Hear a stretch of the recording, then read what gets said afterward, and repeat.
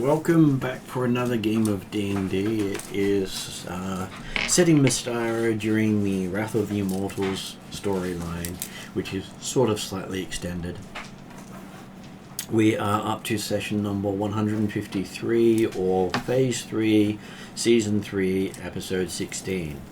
It is the 7th day of the 3rd month of the year 1012. And online today we have Jeremy. Good evening all, yes, online, but I'll be tucking away briefly partway through and then coming back later on in the session hopefully. But yes, so tonight I'm playing Dimitrios, the Toldaran nobleman of Karanikos, the now Kingdom of Karanikos, who still takes note of his humble and peasant upbringings to ensure that he's always out to help those less fortunate than himself. That's bullshit. i.e. those with less intelligence. At the table today we have AJ. Hello viewers. My name's AJ. I play Makeda Aiden, or Merc for short. So he's a human bard and he's a merchant by trade. He's the sort of individual that does enjoy the finer things in life. Not always the first to run into a fight, but doesn't mind to support the individuals to fight on his behalf. Always have a bit of a glimmer of gold in his eye, always an eye open for his next treasure. But other than that, he's on this journey with this team for noble reasons. I am sure they are very noble. Also at the table today we have Sean. Yes, I'm Sean. I'm playing Cetus, the Elven Water Ganassi Berserker, who was forced into the party originally as an observer. Not really sure what his exact role was, but he didn't join off of his own choices. Are you saying you don't want to be here? I mean, he was kind of forced to join the party by Dristella. This sounds like a no consent situation. Yeah, it does. Oh, he could always have said no and be turned into an animal if you need to be released from the party. Exactly on the description, you could have said no. But he's grown attached to all but one of you. Well, yep. I can pick the one. Actually, maybe two. Okay. Not sure about the other one. Is that because you keep stabbing the person? Well, every time I stab him, he sets me on fire, so I think it's pretty fair. I was going to say, that sounds like a give-take relationship that's in perfect balance. Yeah, it hasn't happened. Sorry, mid-burp. I don't think it's happened in like the last 10 or so sessions. I'm hearing that it should happen this session, That's particularly around after 7:20. The night's still young. Yeah, as long as Dimitri doesn't disappear, Before it should be 8:30. Oh wait. Yeah, so current frontliner of the party and potential dragon in the future. As a potential dragon, do you have a sponsor? I'm sure he'll find one. Do you like coffee?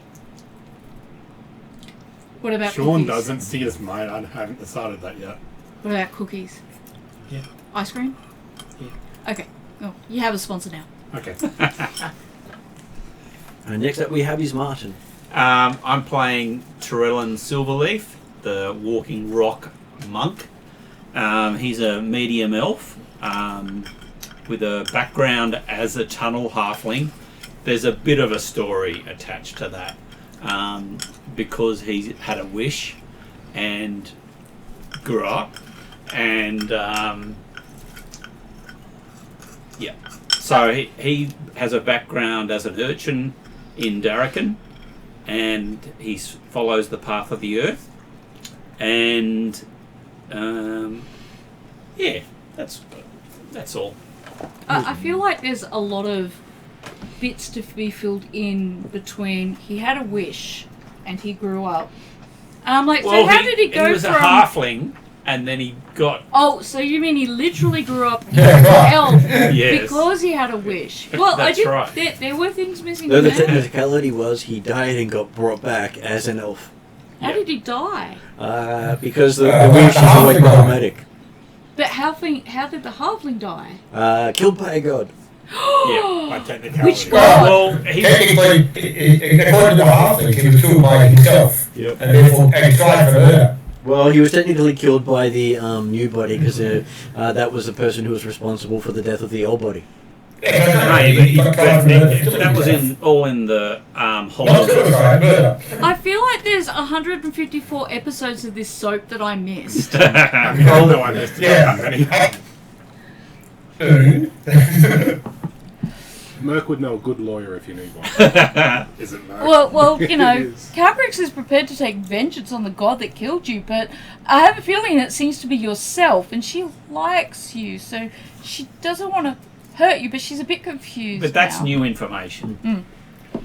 It's that case from Florida where And the guy was the victim, the murderer, and the witness. And from Trellan's perspective, he had no memory of anything that happened from when he asked for the wish to when he was an elf. Right. Yep.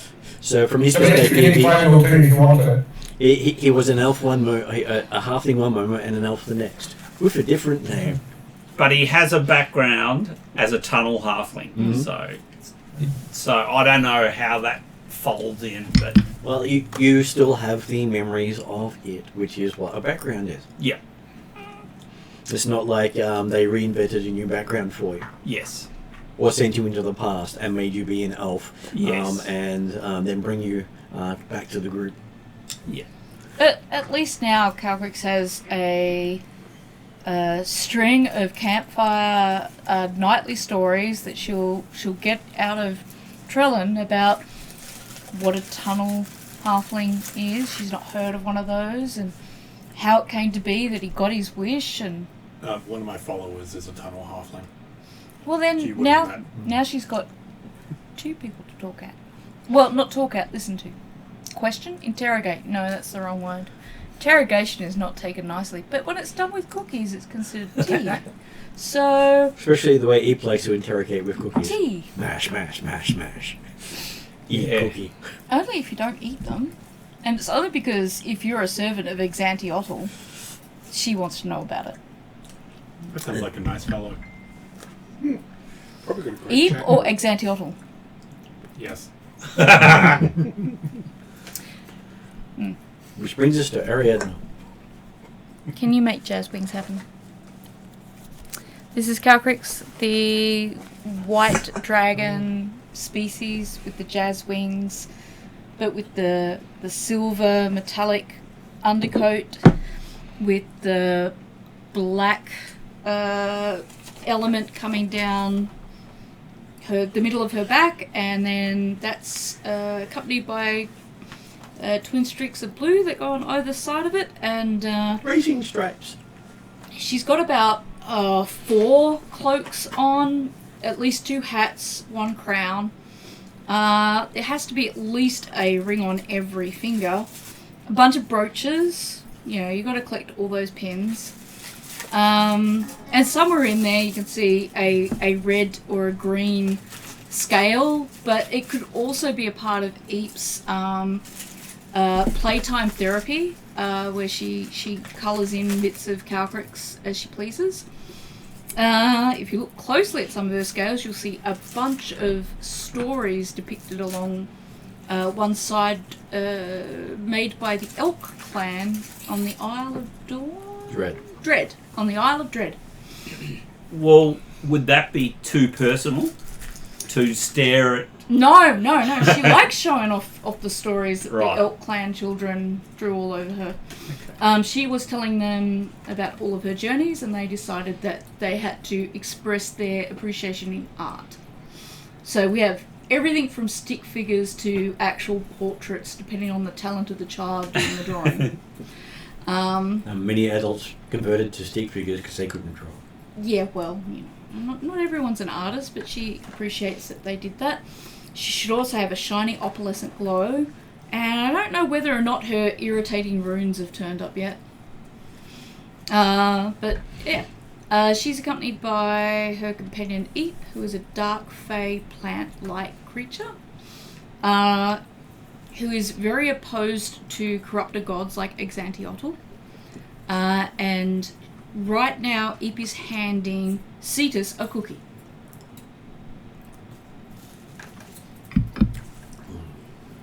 Tastes like meat.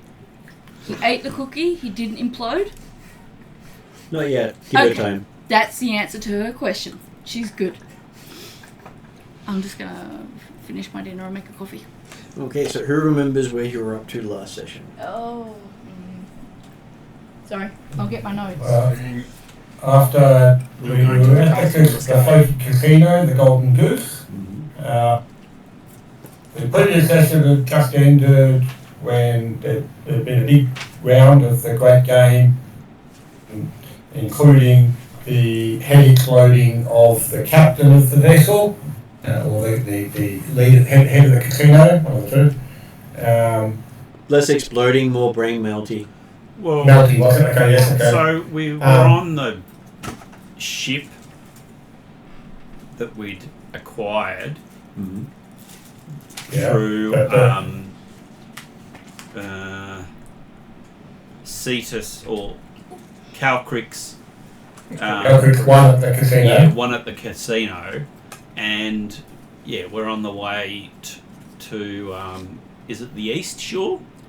You were on the coast road looking at the shore, deciding whether or not you were going to go to the ice mountain or not. So we started out last session with most of us in the poker room, game room. Dimitri went up to the dead captain's cabin and found the decanter and 5 goblets with 5-headed dragon symbols on them, which indicates Tiamat. Pouch, no 9 gems. We heard rumours of 2 giants coming out of the sea who got caught in a battle, and that was next to an island coming a 2-mile long island east of the river inlet off the coast. One got captured and one got killed. Then we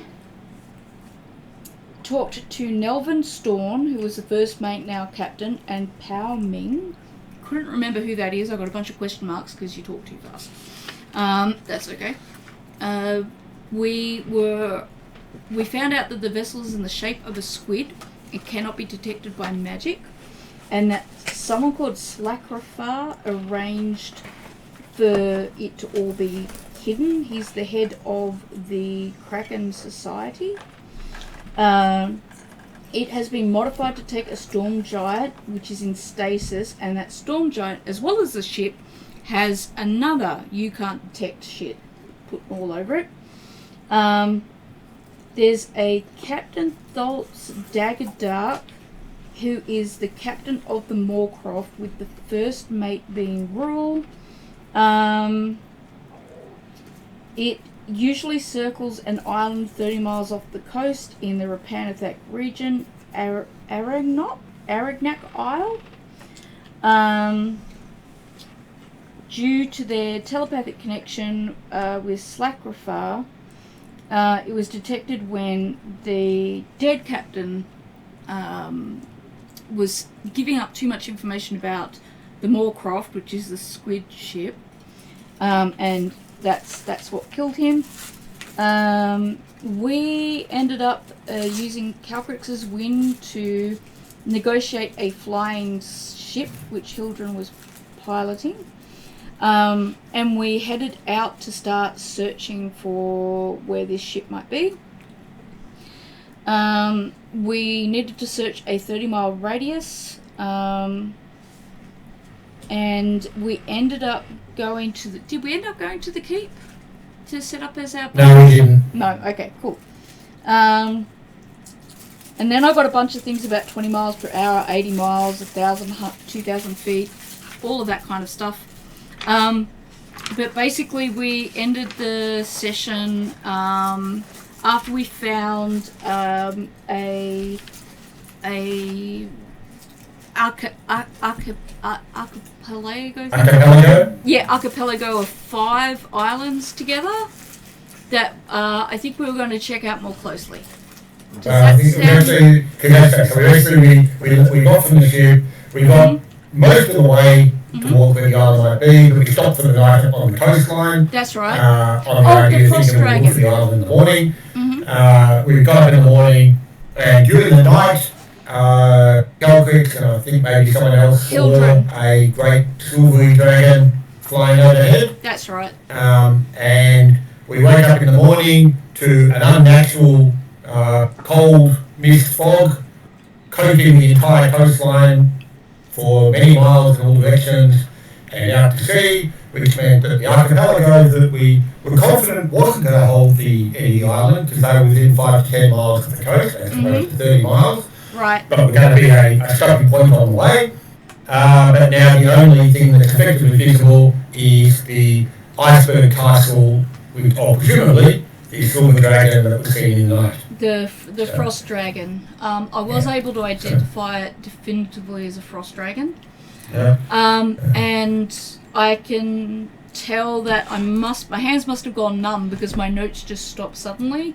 And I know that we had all of that bit, but I don't have any of that written down. There was also the discussion about whether you take off and decide where you're going, or decide where you're going before you take off, which was about a half an hour to an hour of the game. I think we decided to. Hildren very much wanted to plan things out before we left. And that was when they took off. Then they found out the frost was everywhere, but from the ground they didn't know that. So it was definitely a problem with plans have changed, whatever the plans were, the only place to go now is for the iceberg. And I'm sure that the party will be able to quite happily negotiate free passage with the frost giant without the aid of Dimitri temporarily, and he will step in the background while I duck away. Okay, I'll catch you soon. Catch you soon. And Rhiannon should be here shortly as a tag. She's here. Because I'm using how that sometimes works out. So yes, there was a frost dragon. The discussion was also that there's generally only one of each of the elemental dragons. There's multiple dragons of water related, but they all have different titles. And they all have different abilities. Each elemental dragon is unique. And just a quick question. So if you had a water dragon and a frost dragon, like those two a elements frost don't- dragon is considered a water dragon. Oh, it is. Okay. It's just it's one of the water dragons. Is it like the dragon of the sea, the dragon of the ocean, the dragon of the river? They would probably have a title relating to what they do and what they take care of, and probably what they mess up. So you might have a hurricane dragon that is an air dragon. I think in One Piece there's the devil fruits, and there's one for water, one for rivers, one for the ocean, one for seas. And they're all different, like them all doing the exact same thing. Do they each have the same setback? Any water, or does it have to be water specifically relating to where they were found? I don't know, I haven't watched One Piece. I just know that those fruits exist. And that they're all different.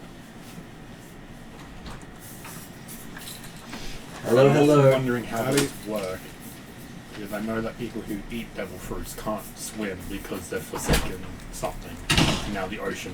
It's not that they can't swim, they're weaker in the water and they don't have their powers available to them. myself of stuff.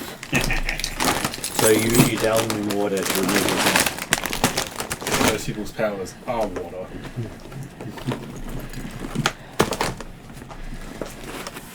Oh no. Yes, no, that's the right way up.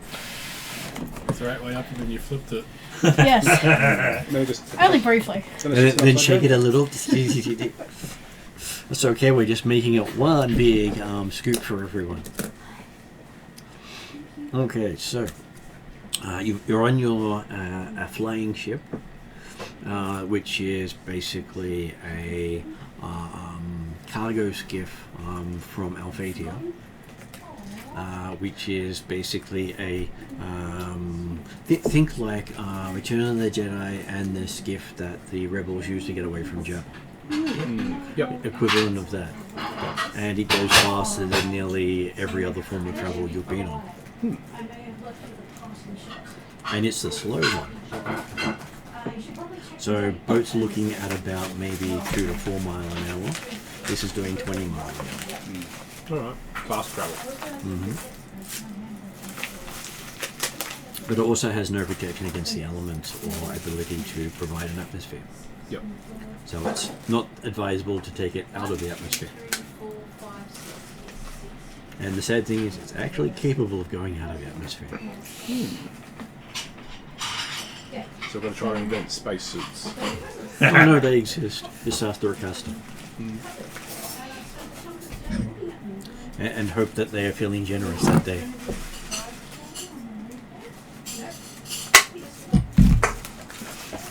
I believe Rienne's level 16 character is intending to be a recaster. As Hilderun should be retiring at the end of level 15. Yep. As we move on to a different phase in the story. Okay, so you are in the air. You can see a castle made of ice in the distance.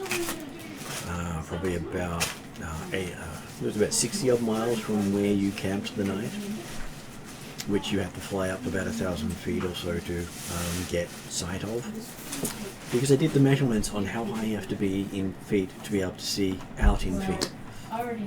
Because on the ground it's about 3 miles is the limit of distance you can see because of curvature.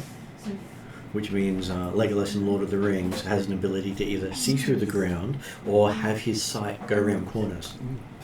Very handy skill to have. Yeah, because the distance he could see was beyond that of what you would normally be able to see. Unless, of course, he was high enough off the ground to be able to do so. It helps to have elven eyes. Yes, terrain is not necessary. I can see people walking. And the castle was not there at the end of the day previously, but the island that it is looking at appeared to have a mountain on it the day before. Checking to make sure So I the got mountain correct. disappeared? Well, so the mountain appeared, and then the castle appeared on the mountain? The mountain, There's a the mountain mountain there. was on the island previously, but Is it's a Kate lot bigger incoming? now and has a nice castle on top of it. Okay. I had heard that as the island that the castle is facing used to have a mountain on it. I was like, oh no, it's that Facebook thing all over again. With the party, they did a campaign that was like set 10 years prior, and there was a mountain next to a village that wasn't there in one of the campaigns that they did. Like, I think where this is did the honey mountain cake go? From the look of things. And that just became a whole thing for like a year on that one Facebook page. I do have things that happen like that, especially when people mess with time. Yeah. Which is how Trellin went from fire aspected to earth aspected. Yes. Because time changes. Helps scoop cake. Oh. AJ, would you mind letting me in, please? Yeah, of course. Up here as well as me here, which helps. It's the comfy chair. I know, this is like the, what's it called? Throne. The It's like throne a throne room. chair. I feel very regal. Though the fact that Australianisms has the throne as other things as well. That's true, that's true. I feel very regal on there as well. Just be aware, one of my cats likes to jump on your back while you're in there.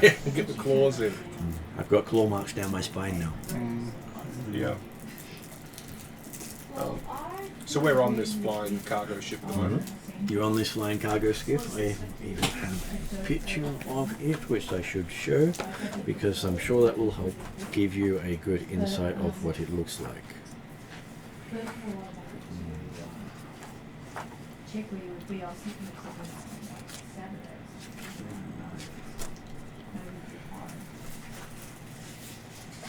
Finding the right picture is the hard part.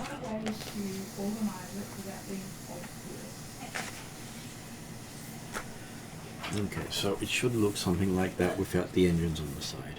Okay. Because there is a racing version that has engines on the side. Right. We can't afford to have a fuel to have engines on the side. We need to go by wind power. Well, you're actually going by a crystal power. Wind gives you no bonuses or penalties Okay. because you are using Alphatian magic to move. Right. So when the team boarded last session, did they search the ship to see if the previous owners left any goodies? There's not much ship to search. So technically they did search the ship Yep. because there wasn't really anything to search. I'm sorry, I was going to have slices, but then it became an eaten mess of cake because I'm a little... So the ships are Manic powered right by now. crystals of various sizes, whereas your one would be the tiny one. Okay. But it would be sitting underneath the ship, giving you its power and lift. Yep.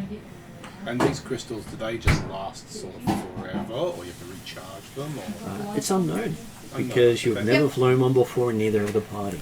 Okay. There is one place in the world where they know this information and they don't teach other people, Fair enough. and it's known as the place of R. A-R. Yep.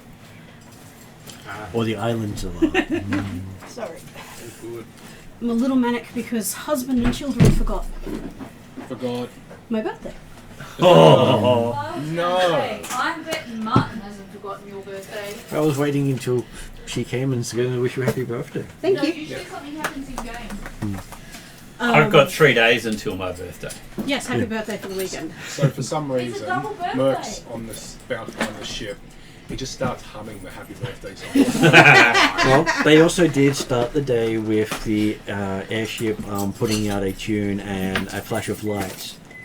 Yeah. As it also happened to be the day that the Alphatians arrived in the world. Alphasia Day. Yeah. They call it Landfall Day. It's not their national day, it's the day that they arrived on this planet. Yeah. Or plane of existence, because they were technically planet beings. I may have made a very quick parting shot as I left. I reminded them to look at the date. I have since had a gift. Did of you a grab crying yourself anime a character. bowl of cake, or would you like a piece of honey cake? Jeez, I did so much. Was that on the way out? Yeah, I did Yes. Did you grab And then I yourself got it. I either a thought we were bowl doing of it black tonight. No, forest, we or talked would you like me to multiple times. I put had some tutoring honey on cake D&D. onto a plate for you? I would love some You know honey he's cake. running around right now trying to do something, organise things. I'm sure. gonna The get presents are in the top of the wardrobe. Oh, you I've know looked where at they them all day. It is funny when people forget. People end up having some of both cakes. No one objects. The idea is that everybody has a bit of both cakes. You know, my family have forgotten more than one occasion. Would anyone like some honey cake while I'm distributing? My mum called me from New Zealand after they landed. So, you know, my husband should be able to remember. Yeah, I would be so good at He's not dead. He's just in the doghouse for a little bit. Fair enough, fair enough. If that's all that he gets off with, I think he's done pretty well. Jeremy's going to come back. We'll have done nothing because we're too busy distributing cake and eating cake and having birthday. Does anyone want honey cake? Jeremy is playing, he's just caught in work on. No, that's okay. It's going to take me a second to organise my dice. Would you like to introduce your character? Yep, sorry, I had to And get yourself. them Yeah. closer. Oh, wait, you're recording? Yeah. Yeah. Okay. Hi, Sean's mum. I am Rhiannon. I am playing Hildren, the tonight probably slightly pissed off Viking Edge and Cleric Ranger. who has been steering the ship and happily doing so. Because airship, for a Viking, why not?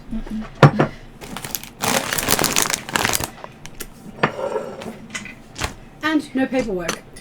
That is a key thing. Nobody wants the paperwork. Yeah, she's finding the dark side of sovereignty. There's a dark side? Yes, people always want your Oh, yeah, signature. the paperwork. And they don't always tell you what it's for. Nope. Just sign this, and this, and this. She should probably be checking these a little more thoroughly, but totally isn't. And you also have the problem of you don't have time in the day to check it all thoroughly. No, particularly with setting up a sovereign's day. I think that I last, think that's everything. that last one you signed said that you had to give away your 2nd, 4th, and 27th child. I mean, I've already got to kill the what? 5th, 6th, and 9th? 9th. 5th, 6th, 7th, 8th, 9th? Well, Oh. technically you don't have to. You've already done it. True. Although if you have 27, I think you've got a couple to spare. Yeah. Well, some of them, At some point, they become one family. at Yes. some point, we connect. Because why not? I'm sure blending of families not going to cause any problems. No. Yeah. But it's probably really good to have for the whole Drusilla vassal state stuff. That the royal family is related to her. In some way. Yep. Yeah. Well, in most of the medieval style period royalty, they were all related. And I remember at Yeah. one stage the King of England, Germany, and Russia were brothers. Yep. Yep. So is that not going to mess with your mind? I don't know what will. It's an incestuous thing, the royal bloodline. Oh, yeah. And there's totally not any problems with that with biology and development. No. Well, it's why there are so many royal quirks in the bloodline. I like the stories that's why we have lycanthropy and vampirism in the royal family. Do you need this pile? Can I put my dice on top of the pile? I will take some books off that pile. Probably want to take the deck of many things. Did I get a promotion last time? Oh, yeah, it's a new day. We have things. You would have got one last session, hopefully. I can't remember if I don't actually got it. I definitely would have forgotten it if I did do it. I don't remember you doing it. That means that I do often forget that I have it anyway. You normally wait until Rhiannon says, I'm going to use my thing. It's like, I've got one of those too. Oh, no, I have that's a- because we did I it. have a free. Because I dropped in midway through the session. That's right. And I wasn't doing 100% last session. I have a free I give somebody. That's why you use it against the bad guys. Well, every time I've gone on a nat 20, I've had to use it to save Merc from a trap. I mean, why not? So yes, I brought interesting chips and cake. It is a beasting tort and a black forest. I found these things. I am not objecting to you finding those things. Forest of Candy. Candy forest is good. Okay, so did you want a premonition for your character? Yes, please, always. How many cards down? Well, let's go 39 since that's my birthday. Oh. Since I'm 39 today. What? We did 42 last time. What? It's okay, Jeremy's 40 now. I can call him an old man and laugh at him. I'm 53. So. You know, it's... You My look at mum barely a hit- day over 28. My mum hit 40 and started dividing by 10. Okay, Right. so do you want it upright or flipped? Flipped. Okay. So you have the upside down ring. That's Or as probably a good I thing. think it looks like No, it's like it's probably a bad thing. Yeah, it looks bad. What are we looking at? Upside down ring. for a Oh. premonition. Well, it could be good, because if it's a bad one and it's reversed, that could be good. I think the ring's usually a good one. So reversing it is bad. It's her birthday. Everything's gonna turn out just fine.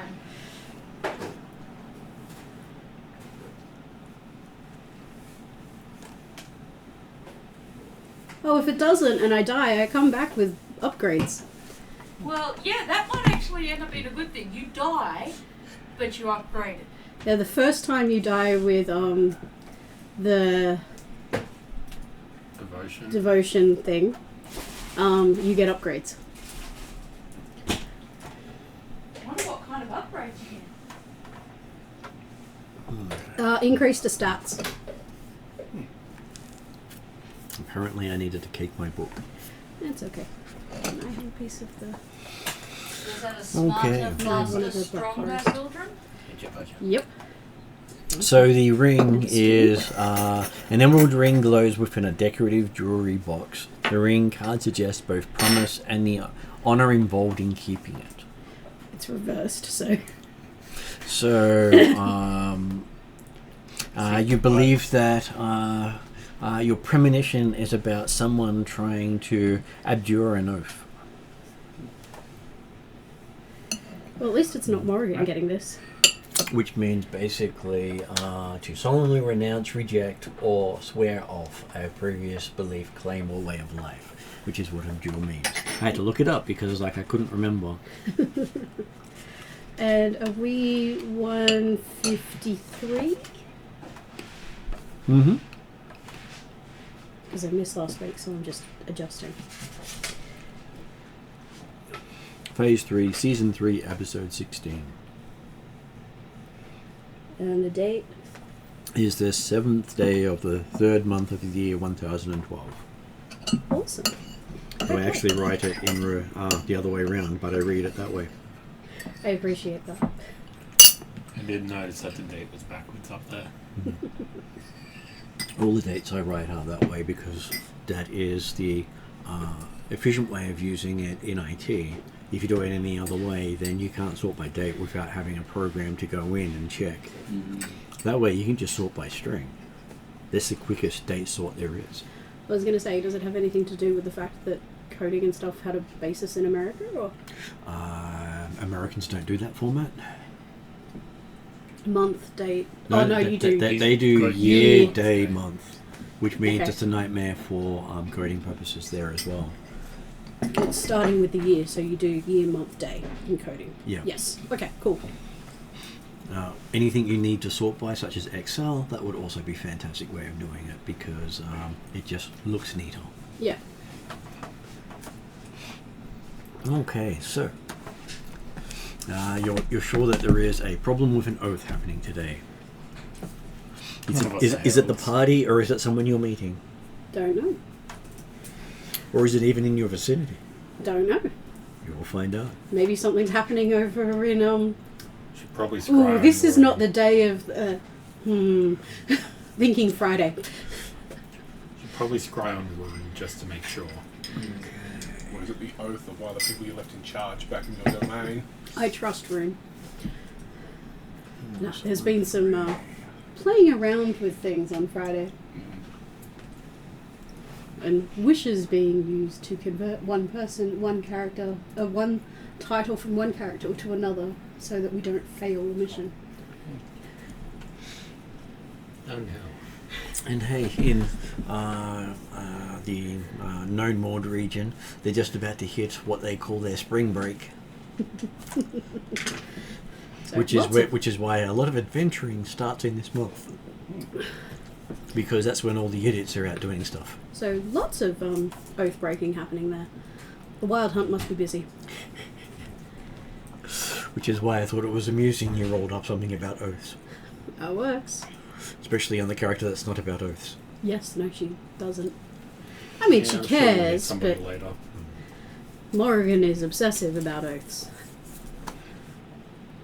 So yes, you believe you're probably about 3 hours out from the island,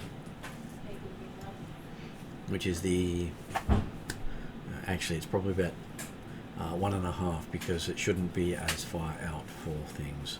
Is this Trying the to remember distances Frost because Dragon? the road was about the Frost Dragon. Yes, so just trying to figure out where I put half the books because that's the fun part. I never put them back in the same spot, and that makes it hard to reference them.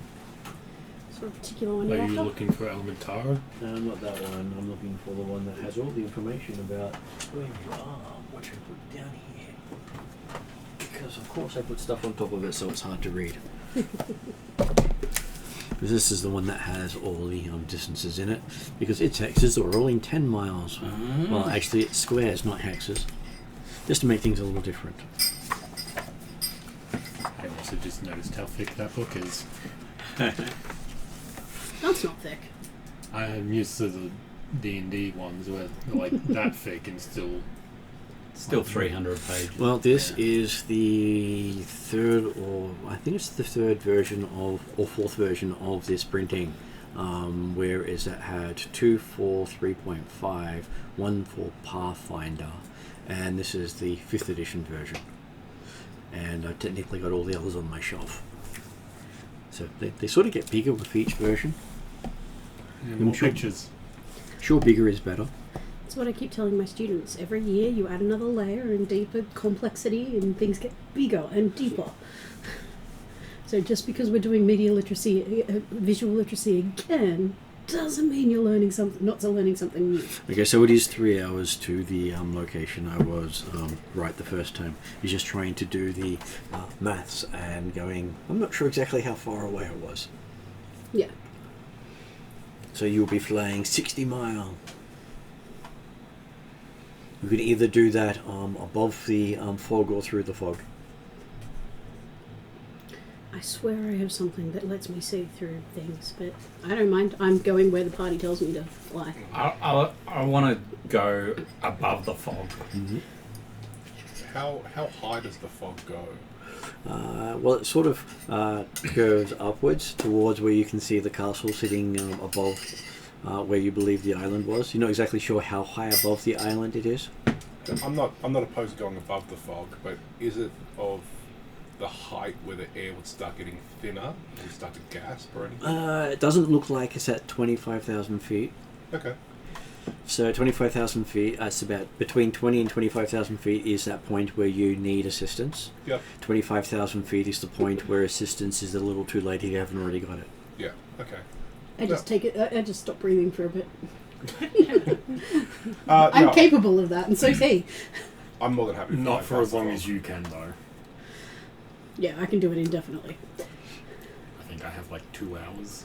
But hey, 2 hours is better than how many rounds for most people? What I is think it? it's like 3 times your... Constitution modifier minutes. Which means if you've got a negative, you can't really hold your breath. It's Merc's Constitution. 1. Oh, 3. Not much. I was going to make the joke that my friend always makes, is like, Constitution is also just to see how long you last in bed. Like, is that why all your characters have negatives? Yes, I'm sure they love those reminders. Okay, so yes, choice is for someone viewers above, anyone want to go through?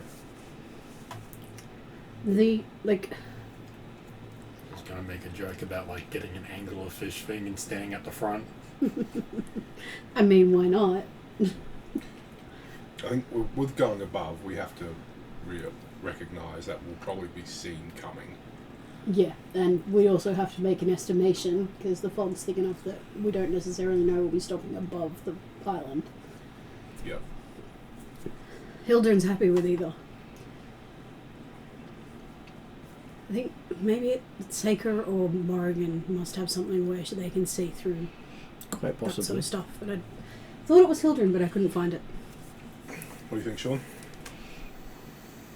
Do you want to be an anglerfish? I think we should go above the fog. Let's do it. I Let's go agree. above. Yeah, above it is. Okay. So you have about 3 hours of staring at white below. This is when Merc's humming a particular song. I think if for some reason he pulls out his, I think he has a lute, just starts singing Happy Birthday for no reason. Just he wanted to have a bit of practice on his lute, that's all. Let's see how good you do it. A performance roll. Performance roll. This could be embarrassing. Let's see if people join in, and if people join in, they join in harmoniously. So just with my charisma and my roll, I'm 23. So Plus, with plus, your plus. performance, You rolled a you've got 3. a D4 as well. I'd like to use my 3 that I rolled. So he has replaced your roll with a 3. 27. Well, with a 3, it's 14. You thought you were doing well until for some reason you just happened to get this chill in your throat, and the words just come out as more of a screech than a tune. I'd keep practicing. See, this just flicks like salt water down your neck. And so yes, your happy birthday does seem to have grated on everyone's ears while you're travelling. I mean, when does it not? Best use for that Not going ability. to stop me. Even Not gonna with stop me. even with a group who were working on a musical for months, when we sang Happy Birthday, it was discordant. This is why my group just decided to do Wizard of Oz So, without singing. Cetus was saying happy birthday to Hildren. and No, Merc was doing it, and then Cetus, who did his daily rolled a 3, decided to give it to Merc for his performance check. I see. I'm sure And it we won't wasn't need that to later. children, it was just in general, he was practicing. So, Uh, yeah. It came off. It hurts. And just, if you just. Thanks. Got it. Head like a hole. Well, using your head for hitting things is not recommended. I did expect that you would get that it's a 9 Inch Nails reference, which is bad. Because it's like from 40 years ago. Well, that's when your head's the 30. hammer. 30 years. Yeah, I was making a rough calculation. Can you pass the I'm chips down this 50, way? I was about 50. Yeah.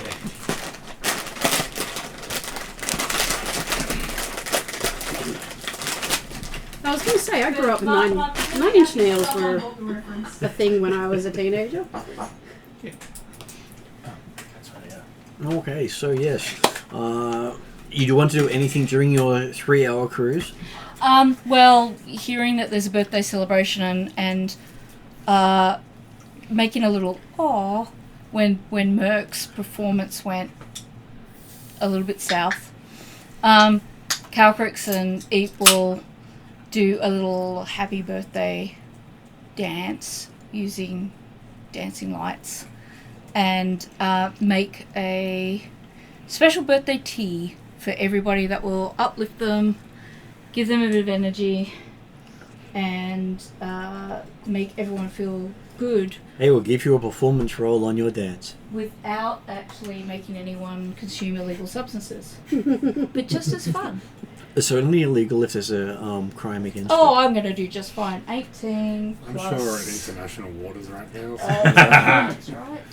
18. And besides, most national borders stop at a certain height. Right. Oh, Much like property lines stop at a certain height and depth. okay, so that's If you don't actually own what's beneath your property, 15. you only own 17, having the surface. Yeah. Yeah, I think the mining rights on the most properties are sold to other people. Or it's retained by the government. Owned by the government. Yeah. So anything found 37. underneath it belongs to them. You do an amazing dance. Everybody feels better after Merc's screech.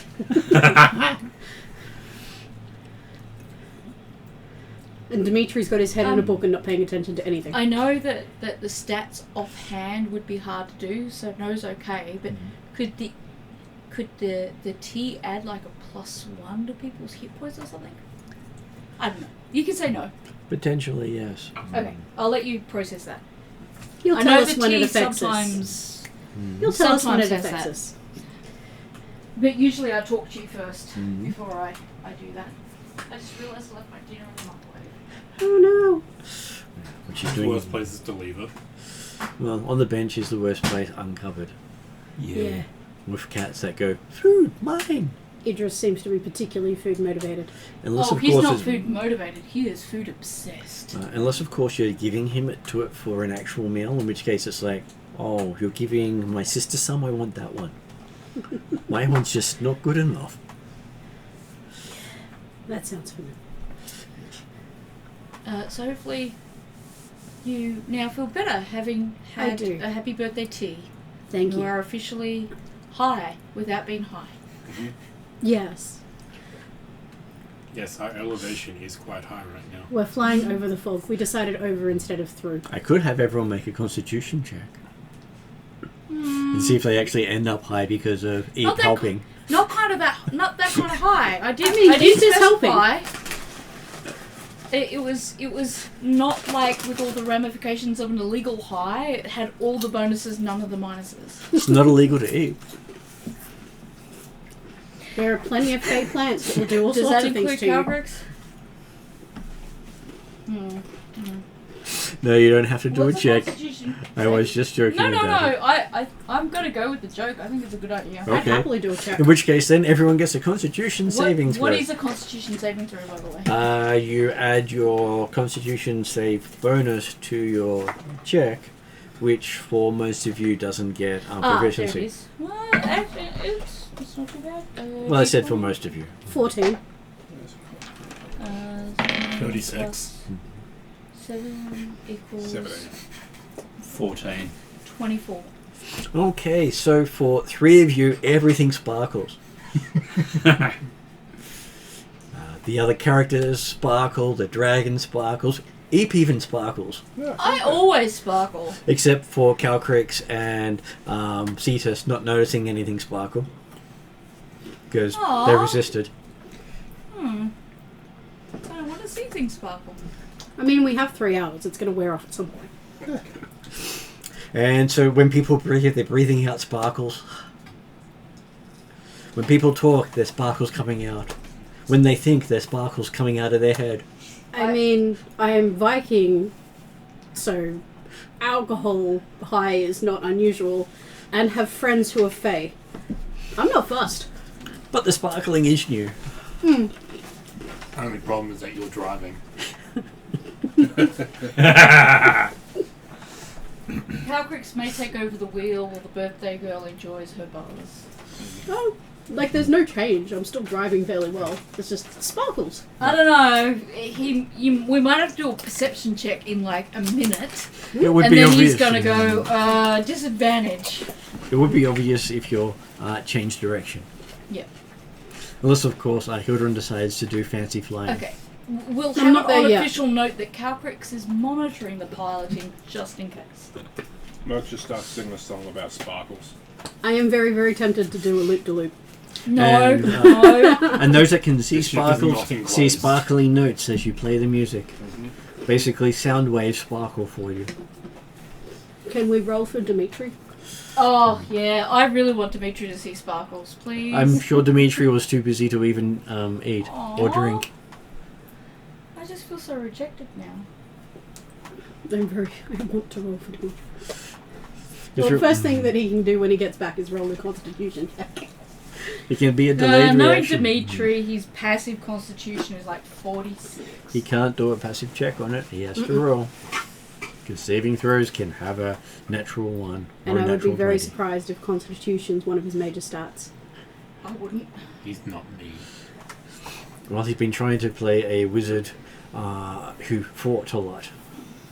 So he has some levels of rogue as well. Okay, so 3 hours seems to pass very quickly for some and extremely long for others. I'd say those who sparkle feel like you've been travelling for 3 days. I'm humming along Is it a with whatever Merc's playing. Length of your time? You know, sometimes when you get that time distortion, it's a bad thing. Well, hey, I'm sure from their brains that 3 days have passed. Yeah. But we haven't rested and I'm not tired, so Magic happens. magic happens. The stuff was just so magical it let you just fly straight for 3 days. That That- was that- really good tea, Calcrix. The island was just so far out in the end. Yep. Space distortion. It was so good, I feel like I've had a long rest. And yes, you ended up playing your music. You've been playing music for 3 days straight, and your fingers haven't even bled, so you must be doing well. Must be getting better. It's good practice. Yeah, good practice. Especially considering you can watch the notes. And then I can see my mistakes. Yeah, there's the odd one that's a little fuzzy. Yes, except the discordant notes give you different patterns. Ooh. It's all about innovation. Yeah. Changing things up. contrast, juxtaposition, highlighting the good by including the bad. And hey, perfect playing doesn't mean fantastic playing. Nope, you want character. Unless, of course, you're dealing with the Master of Earth, who doesn't like variation at all. No. I haven't come across him yet. The So oh, if you what's it if you called again? want to say pedantic has a god, that would be him. It was the Black Earth. Yeah, the Black Earth. Apparently, we had to say everything 3 times, and if there was any distortion or change to it, he was going to squish us. Okay. And if they spoke to each other, they had to say it 3 times the same way. How annoying. God of OCD. Yeah. But hey, at the 3-hour mark, you can see the castle seems to be not far away. The fog below you seems to be solid enough to support a bunch of creatures that seem to be wolves of unusual size. I was going to say, do we need our looking glasses to determine what the creatures are, or can we see them fairly clearly from the current distance? Well, from your perspective, they look to be winter wolves. I was going to say, are they Falsifer size or bigger? Direwolf. I think they hit the direwolf size, and they can get bigger than that. During the 3 hours, knowing that I'm probably going to be visiting the dragon, Patrix has searched her bag for some items, and she's pulled out her little craft tray, and while she's keeping an eye on the piloting Hildren, she's also fashioning something that will be appropriate for dragon greeting. Have I seen winter wolves before? Have you seen? Winter wolves before? Yes, they are one of the banes of Norsemen because as wargs are considered quite intelligent and able to do stuff, winter wolves make wargs seem dumb and stupid. But I'm And have high, magic. so my brain goes, puppies! It's okay, no matter what, Patrix's brain still goes, puppies! And they're not as threatening as the shining one. So it's a nice change of pace. But the Shining One's followers are known to ride them. So, Hildren coming from the northern reaches would have some familiarity with at least legend or lore around winter wolves? Winter wolves being quite powerful creatures. Patrix looks at Hildren and goes, can I pet him? Can I pet him? Can I pet him? Not unless they say you can. Oh, consent is important. Consent is crucial. Otherwise they might bite. And their bites aren't nice. To remember if winter wolves was 5e or not. Morrigan can turn into a winter wolf. They are. Does any And the of base other, ones are large. any of the other party members have any experience with things like winter wolves? If they're present on the southern continent, probably. I'm guessing that they're native to the northern reaches and cold places, rather than the southern continent. Yeah, But I thought snow's maybe here, you guys so- might have travelled there, or... Merc very well could have travelled, but he probably hasn't had one as a companion or anything. Know of opposed to know, I suppose. I'm reduced to Darrican City. Yeah. Mm. You've not travelled to the northern reaches? I have a crocodile. You don't have a crocodile. You have a land shark, Yeah. don't you? I think he uses the crocodile stat block, but he looks like a land shark. Yeah, definitely am dyslexic today. Okay. So nice when the doctor says you have daily sex. Dyslexia. Well, I went, oh, that's the page number, and then I switched all the numbers around. If a doctor can prescribe that, You're in the name of your doctor. Hey, I'm happy with the ones that tell me I need Milo regularly and Warheads regularly. Milo would be pretty good. No one told me I need a dog and to play more D&D. That I'm works. doing one of those. Well, my one told me to play D&D as well. Right. But yeah, Milo was post-birth. Okay, Wasn't so even enough, from the so character's now every 2 perspective, you do know a winter wolf as a large monstrosity, meaning not natural creature, connected to the Fey Dark, and basically can disappear in snow environments. Natural invisibility in the snow. And does this count? Yes, As I said, means that Morgan they're Clans intentionally is showing themselves. one. Yeah. Nice.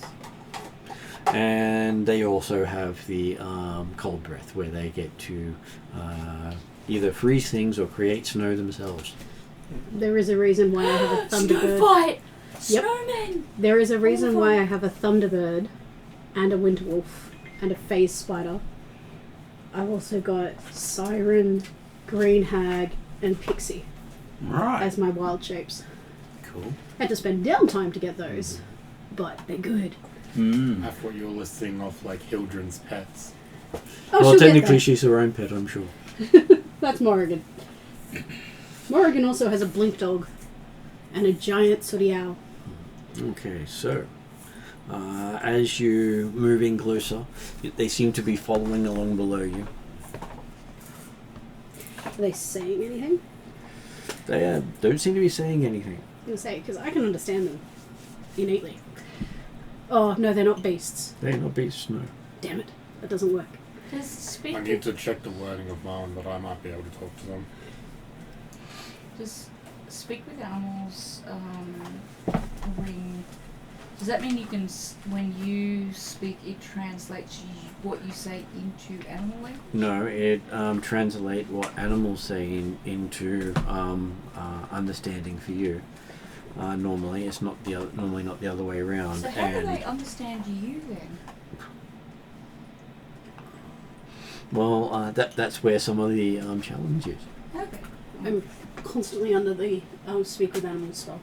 Part of the thing is, if you say complex things to an animal, even if it's given a translation to them, there's no necessity of them understanding it. Yeah, that's what I was just wondering. Which is partly why it only works on animals with a intelligence of 3? no, has to be minus. Minus. Yes. Oh, okay. So a negative modifier of -3 or. I got the less. 3 part right. In 5e, it's 3 or lower because that ends up with the -3 modifier. Okay. Calcrix and Eat will howl happy greetings because they've spent an awful lot of time howling, cat calling, bird calling, making every animal sound they've ever encountered. And on the bright side, they are known to be able to speak many languages. Mostly in mocking the person speaking to them. I have a feeling they speak Sylvan.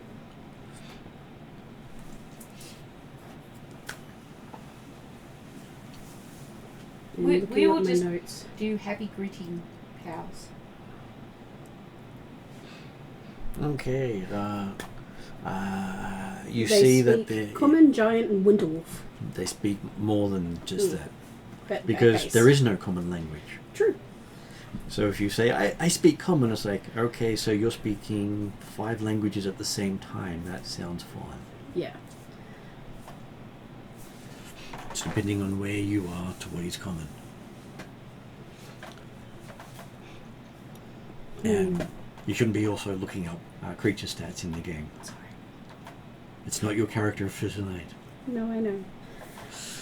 So, you see that the ice castle is before you. It has a high up balcony. It has a battlement, and it has a front gate with a door. How would you like to approach? I think openly, if there's a place we can land. There are multiple places you can land, and technically your team doesn't have to land. Well, close to the front door, but not. You know, I feel like it's important to pay them the courtesy of not just landing inside their castle, but landing outside and asking for permission to come in. I was going to say, Hildren's looking to Calcrex for dragon etiquette. Yes, I'm sure going right into someone's bedroom and saying hello won't go down badly with anyone. It depends on whose bedroom you're going into and what kind of hello you're giving them. I'm pretty sure Merc might get away with it in some cases. More the merrier. Exactly. Do we want to keep the skiff a little bit off the ground, or do we want to just Can I, land? try to land the skiff and see if I just sink into the fog? You generally don't put it on the ground because Okay, so it doesn't go on the ground. You can damage the crystal that way. Okay, Yeah. so it automatically floats even when I take my hand off. It normally floats, yes. Sweet. I think you put like a parking brake on and maybe an anchor.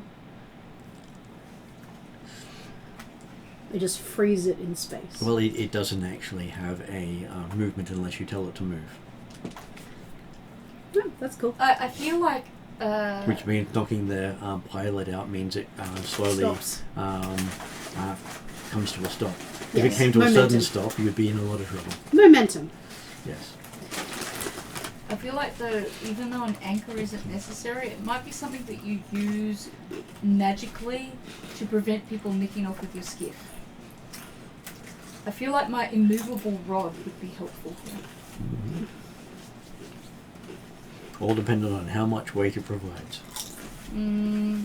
I was thinking of, you tie a rope or a chain or something like that to the skiff and tie that to the immovable rod and then put the immovable rod in the ground and then hope that nobody's really good at knots. Well, the big thing about the immovable rod is you push a button and it stays wherever you push the button, including in the air. Oh, okay. Well, that could work too. Which means you can also create a trip hazard with the immovable rod. I feel like I'm overthinking this and we just let Hilden land. I think we'll be land. fine. Park. We'll call it park. But you can try to lower it on into the fog if you wish to. No, that's fine. I was just worried about it sinking if we landed it, but if it doesn't actually land, then we're good. I guess sufficiently low enough that none of the party members will hurt themselves getting out. But Calfix could also transport people to the front if they needed it. Calcric says that and looks at Merc. Because I'm pretty sure How most of us dexterous are have you a feeling way right to fly. now? He's seen Sparkles right now. He feels very dexterous. Sparkles has finished now that you've reached the castle. Okay, Yeah. good. Alright, how far are we off the ground? Probably about a mile. I'll call my mount. Do we want to go lower? You can see the fog below you. I think he's okay. Keeps the thieves off. I've got a flying carpet, Yeah. and that'll hold 4 or whatever. I mean, I can fly. Yeah. I think most of us can get up and down from here. We need to sit down and do the stats for my pets and companions. I'd call Pluto at this point. I like Pluto. He's a good guy. Because I have a feeling Falstaff should be able to fly. I mean, I feel like this is probably one of the only places that Rockjaw would be acceptable being out. And what do they look like? A shark with legs. What type of legs? Crocodile legs? Human legs? Bird legs? Crab legs? Like a chicken house? Dog Dragon legs? I'd say it'd probably be shaped like a dog's leg, but not hairy. Raptor leg? Dragon legs? I don't know, I haven't You thought never about turn this into too a dragon. much. I think dragon legs works. I'm just thinking of what... I think the... Chicken legs.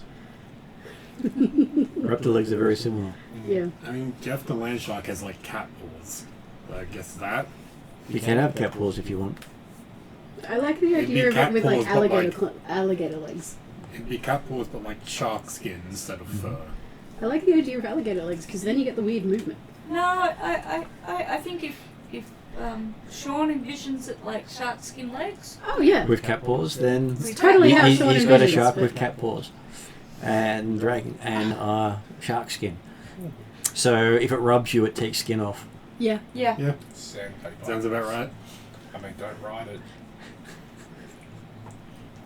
Don't ride it without a saddle. Why would I ride him? I move faster than he does. Okay, so yes, you've summoned him onto the skiff.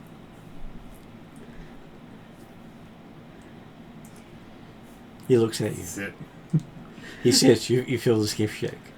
Falstaff looks at Rockjaw. Rockjaw looks at Cetus, looks at Rockjaw. And he smiles, and you see all the rotten teeth in the mouth. Shrugs and goes and Lots sits of by candy. Hildred.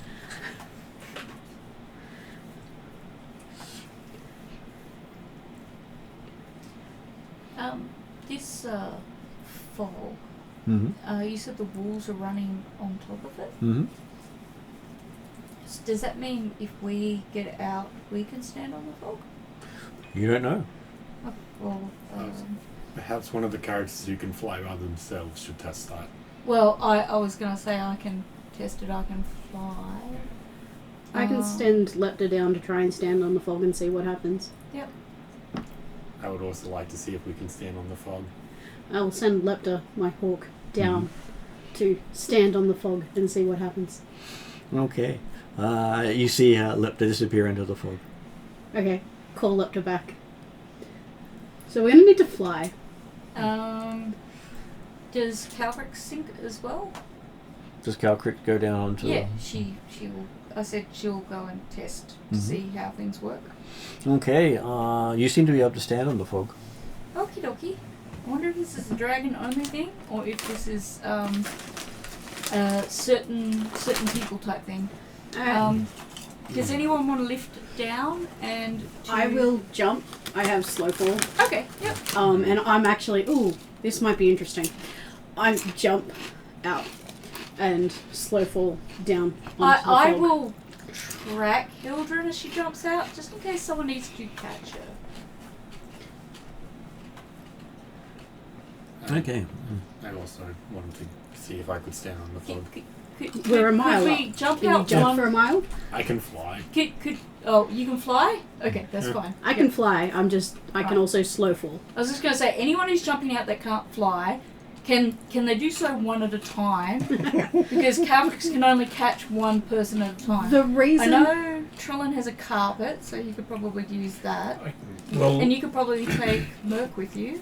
I've got can- my mount as well, Pluto. Oh, that's right. Yeah, he can. He's Yeah. a big riff. the reason why I'm gonna leave Falstaff and in the skiff Mm-hmm. so he can tell him to guard.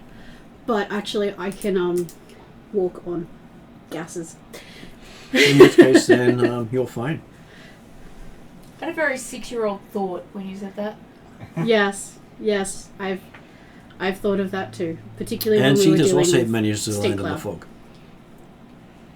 Cetus lands on the fog. Mm-hmm. Right, Merc will jump on Pluto, fly down, and test his foot on the fog. What aspects are you? Dark. Yes, your foot goes right through the fog. Alright, I'll stay on Pluto. Problem with Pluto is that Hippogriff, isn't it? Hippogriff, yeah. Doesn't hover. Okay. I'll fly. Circle. Is there... well, I'll circle the building before we open the door. And once we open the door, if we're invited in, I might come in. You Circle could the- also join party. Trellin on his carpet Mm, if yeah. if you needed. well, I don't know. If I'll just it's- fly around the party. Okay. So, is the flying carpet behaving normally? It is. Okay, cool. Still doesn't talk to you. That's It's fine. a shame. It never has. So, It's got to start soon, doesn't it? Giving you the cold shoulder. I'm trying to think which of my aspects allowed me to walk on it.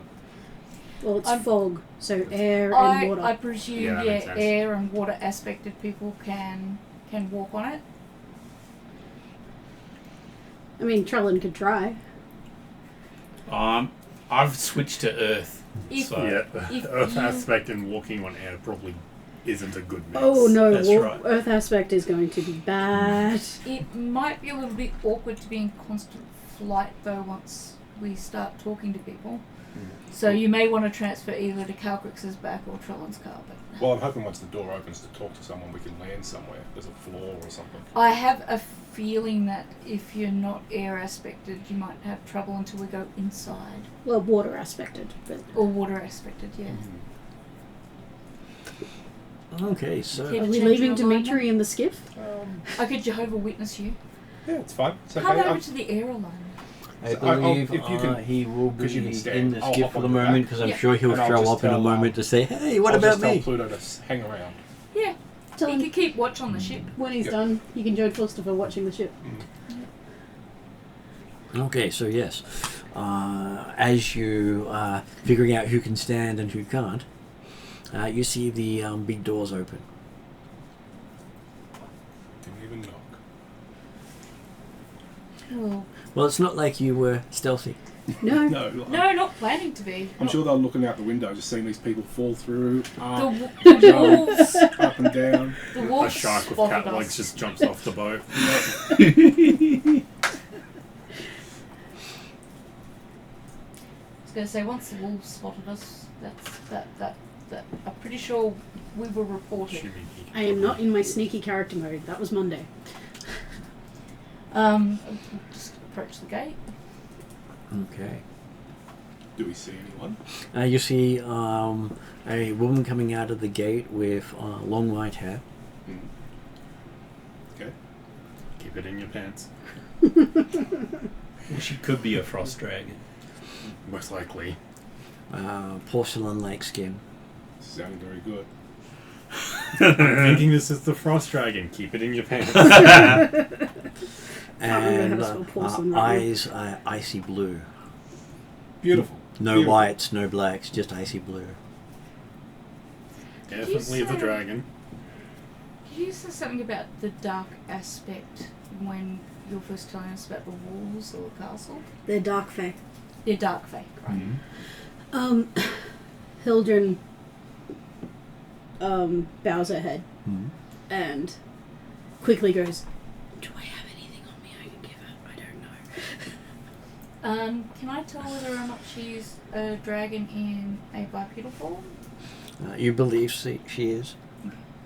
Calcrix will greet her in Draconic and do a little... One of those bows, like, you know how in... And I could be completely wrong about this. Japanese culture, I believe, if you bow at a certain level, it could be Chinese culture. I'm considerably ignorant when my memory's not working. Japanese has a Yeah. particular. If you bow at a certain level, you're Yeah, bowing a lot as of those equals cultures do. rather than submissives and so on. She's kind of going to do one of those with the wings out.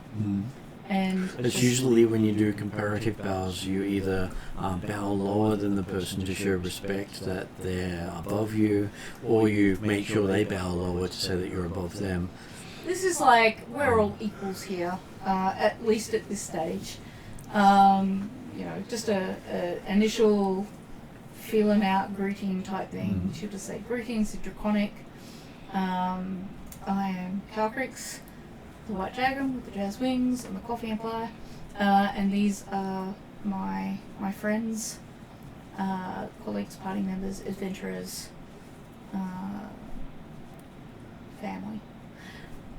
I so want to say to me. And then she will say, "May I offer you a gift of greeting?" She says, "Proceed." I will pass over a pendant that is, it appears to be obsidian. When you look at it, it's in the shape of a snowflake. But as you turn it in the light, and the light catches it in certain ways, it reflects as opalescent white.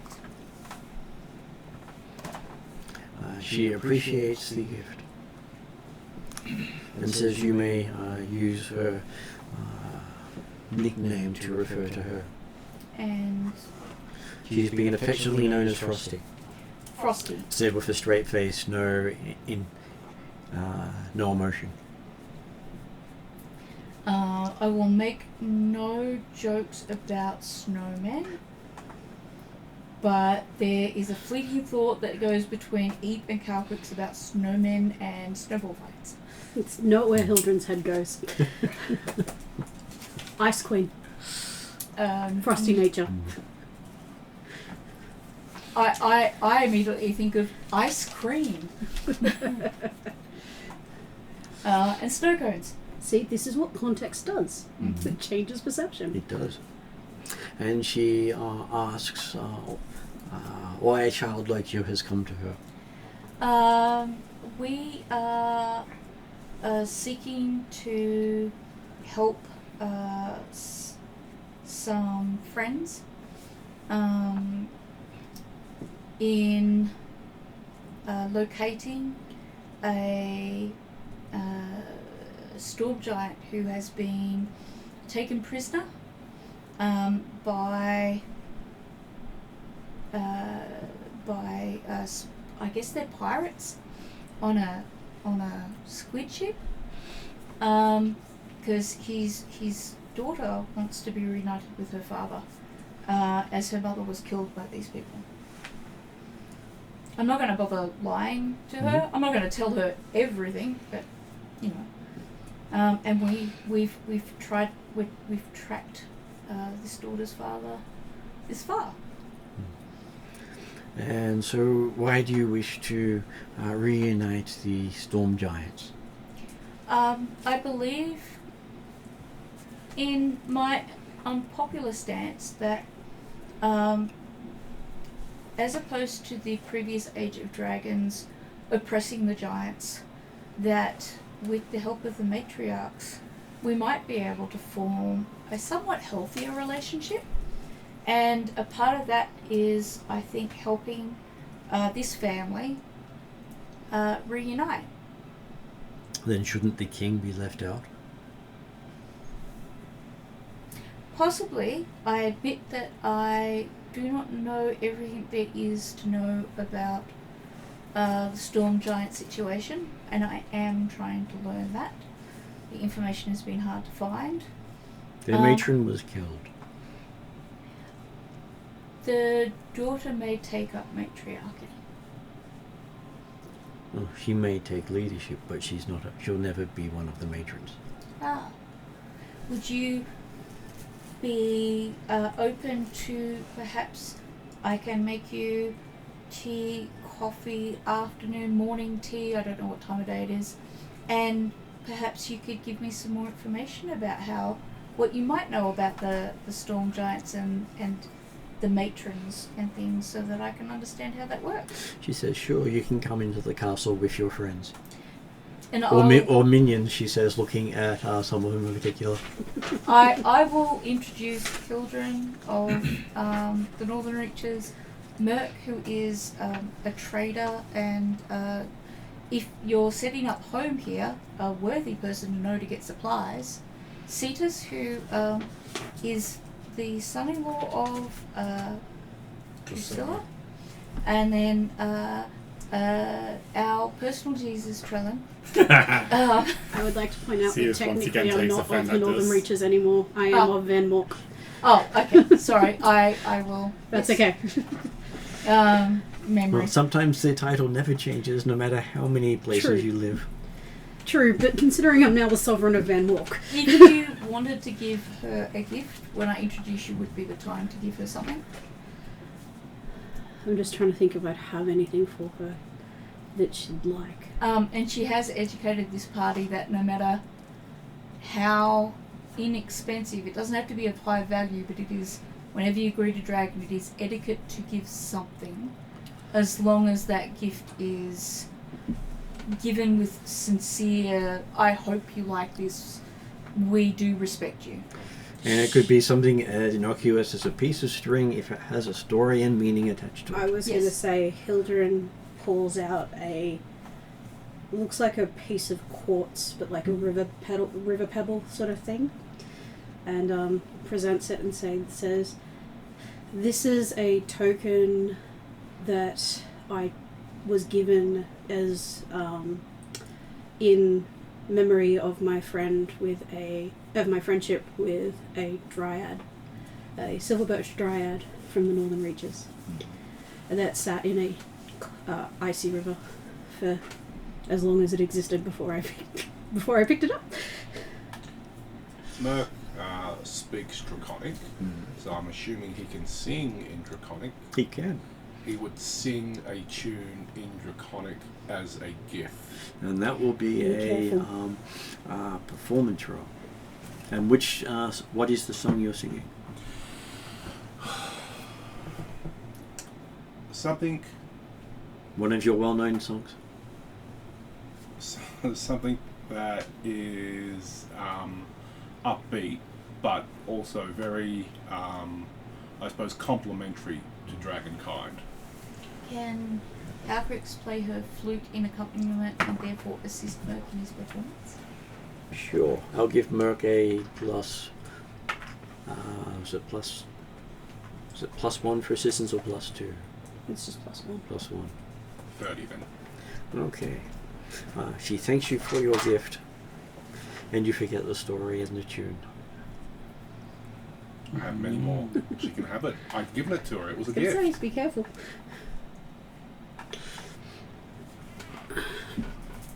Does Cetus offer a gift to the the frost dragon?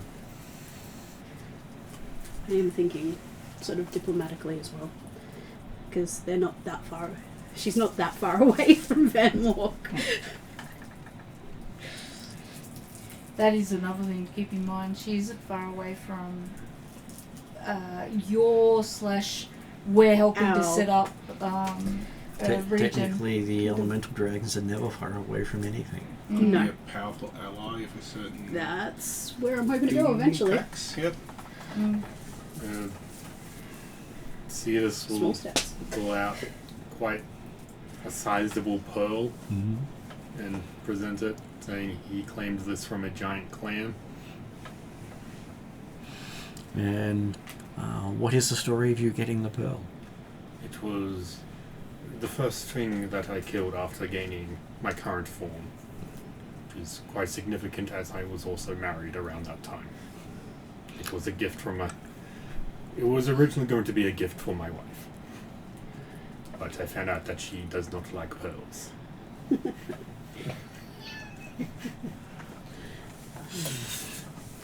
And does Trellin offer something to her? The Dark Sword of Warnings. It's the first magic item that I had received. Yeah. So it's the longest magical thing that I've held on to. Yeah, You've had it for quite some time. that's right. Okay, so she... Can we place hold? I presume Dimitri will. He will tell us when he gets back. Yeah. He's currently up in the skiff. I'm sure he will join us at some point. Assuming he doesn't get Shanghai for I the was rest of the just night. going to say, Calcrix will introduce Dimitri, but at the moment he's NPC. Okay. So she invites you into her castle, which seems to be translucent. As you walk, you can see that there is an island about between a mile to half a mile below, depending on which part you look through. Can we make out like anything like little villages or anything on the island? Or is it just There is a structure on there, looks like a ruined keep. Okay. Very similar in dimensions to this one. Can I send my familiar to go down and have a look? You could, but you're not sure how well they will deal with going into the fog. Yeah, okay.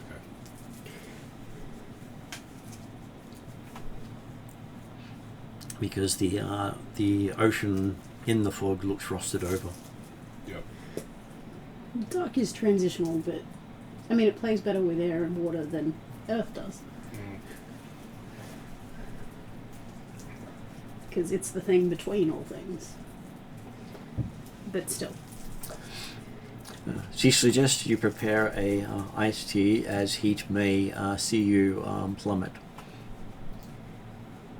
An iced tea, as it may see. As us- heat may see you heat plummet. may see us plummet. Calrix can actually do that. She even actually has an icy breath that she can use as a part of her coffee craft preparation of teas. So your snow cones are a little different than the one from Monsters Inc. Let's think. Yes, definitely. Let's think it's like, you know those Vienna hot chocolates, Vienna coffees. It's like that, but it's the frost version, and it's a tea. Okay, so yes. And think spearmint, sort of a nice, sharp, sort of cool flavour. And she asks, are you willing to accept a challenge to get the answers you seek? Yes. Is one of you going to champion, or are all of you going to challenge together? I will leave it up to the group as to whether or not they wish to participate. I would like to be the person participating. Does anyone know what the challenge is? Children would happily I want to participate no matter what suplex the a challenge. dragon. It may not be a physical challenge. So Would I be an have intellectual I have one. no idea what's going on. So, So I'll Patrick's- join you.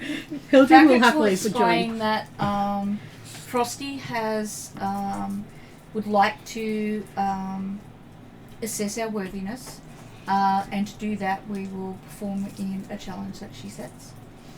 We can do that as a group together, or I can do that as a champion for you, or one of you could decide that you'd like to be champion, but I would definitely like to participate. So Hildren wants to participate because she wants to be part of the group and support the group, but another voice in her head that is starting to form is she wants to build diplomatic relations and a relationship with this Yep. dragon.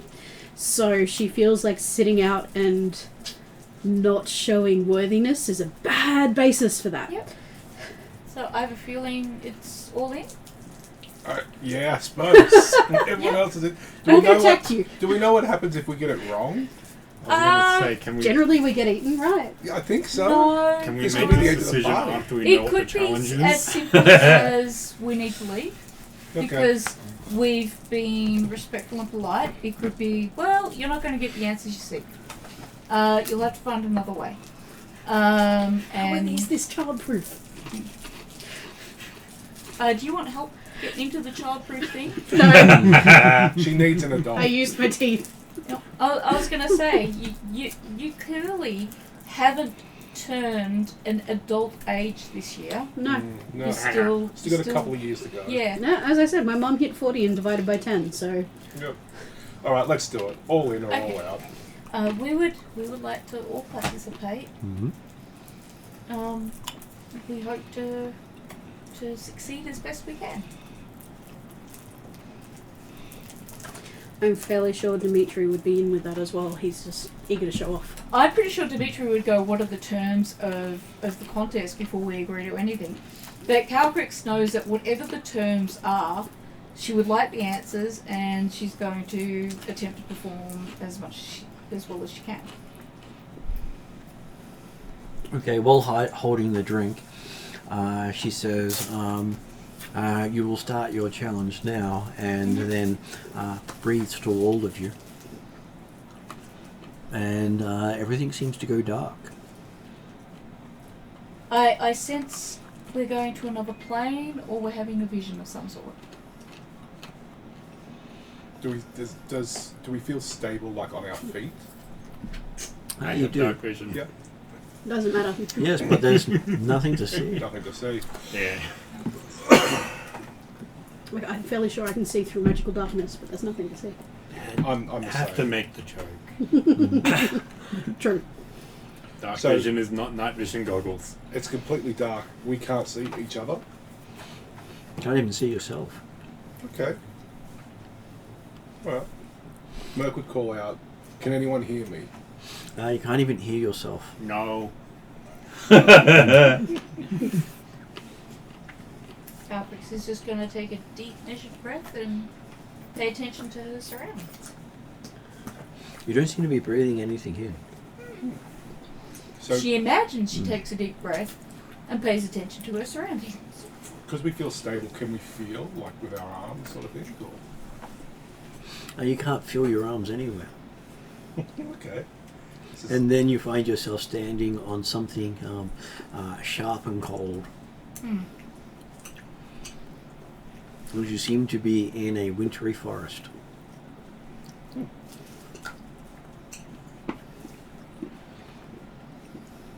Can we see each other at this point, or we're all? You're all there facing each other.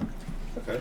In a wintry forest. Calprix says, please remember these challenges may not be to annihilate whatever we encounter, so keep an open mind. And Calcrix is of medium size at the moment.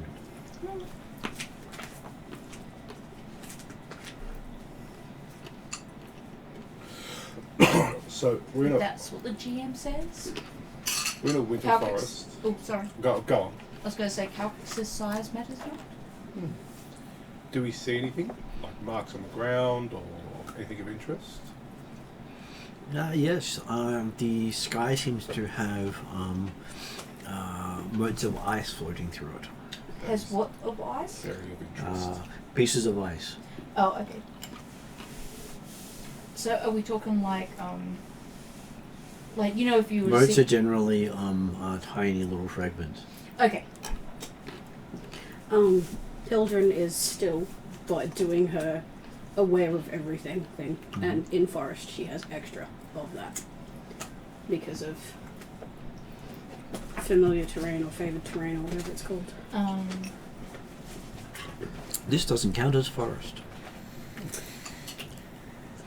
You mean my passive perception is still only 36? It is, because you notice these aren't actually trees. Do you notice they are? I'm guessing ice structures. Bones. Bones? Mm-hmm. So it's like a forest of bones? It is a forest of bones that look like trees. But my favourite terrain is graveyard. She will tell everybody else that these are bones. They look like trees, but they're bones. Because do the bones look... They look like trees to you. Okay, so they don't look like bones at all? They just look like trees? Mm-hmm. Okay.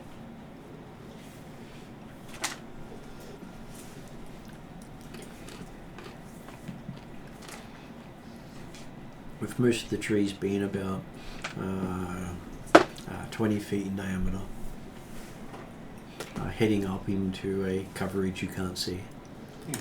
This feels like it's a frost giant sort of graveyard or a frost dragon, you know, large creatures, the frost icy nature graveyard of some sort. I feel like we're in their pantry cupboard. Freezer section. Yeah, the freezer section of their fridge. These are clearly the bones of trees. No, trees don't have bones, Cetus. Trees are wood. I presume, does Calprix have her ore? She And does. she'd use it to look at her surroundings? You look at your surroundings. It's showing you exactly what you're seeing with your eyes. Okay, that's okay. She's just looking at ways to investigate Mm-hmm. her environment. You do notice that someone is growing upon you. We are being watched, observed, possibly by Mistress Frosty. Do you know from which direction they're watching us? Above. Can I see any tracks, any sign of life, any indication of what we might be tasked Sure, a with doing? perception roll. I was going to say paths, that kind of thing. I didn't know if it was going to be a perception roll or if it was just to check out your environment. Is there a Is it- sign behind us saying kill each other? I presume it's just a straight perception. Mm-hmm. Wearing Can I orange get shirt, so let's the go orange. benefits of the eye of the longbow? Which one's that part? The benefits of the longbow of the hunt, I don't know. and it gives me advantage on perception checks. Yeah, you could do that.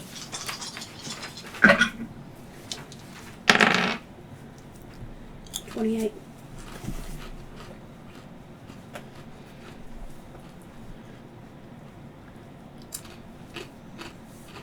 I didn't roll that well, so 28. 28.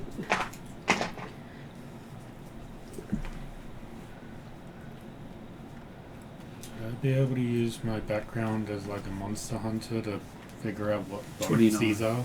29. What bones these are? Yeah. You probably could. Or is it like pretty obvious they're like whale rib bones or something like that? I got 30, if that helps. I've got 31. Don't get that one. For some reason, I got the lowest so far. I told you I didn't roll well. Give it a second. Would this be survival? Nature? It's perception. Perception. Perception? Yeah, I'm good at that. 19. That makes me feel slightly better. Slightly better. I love it. Yeah, I'm good at that. 19. Could have been Okay. worse. So, while you're looking around, you see that paths start to form as you look. A sign starts to appear, and at this stage you realize your thoughts are manifesting in this place.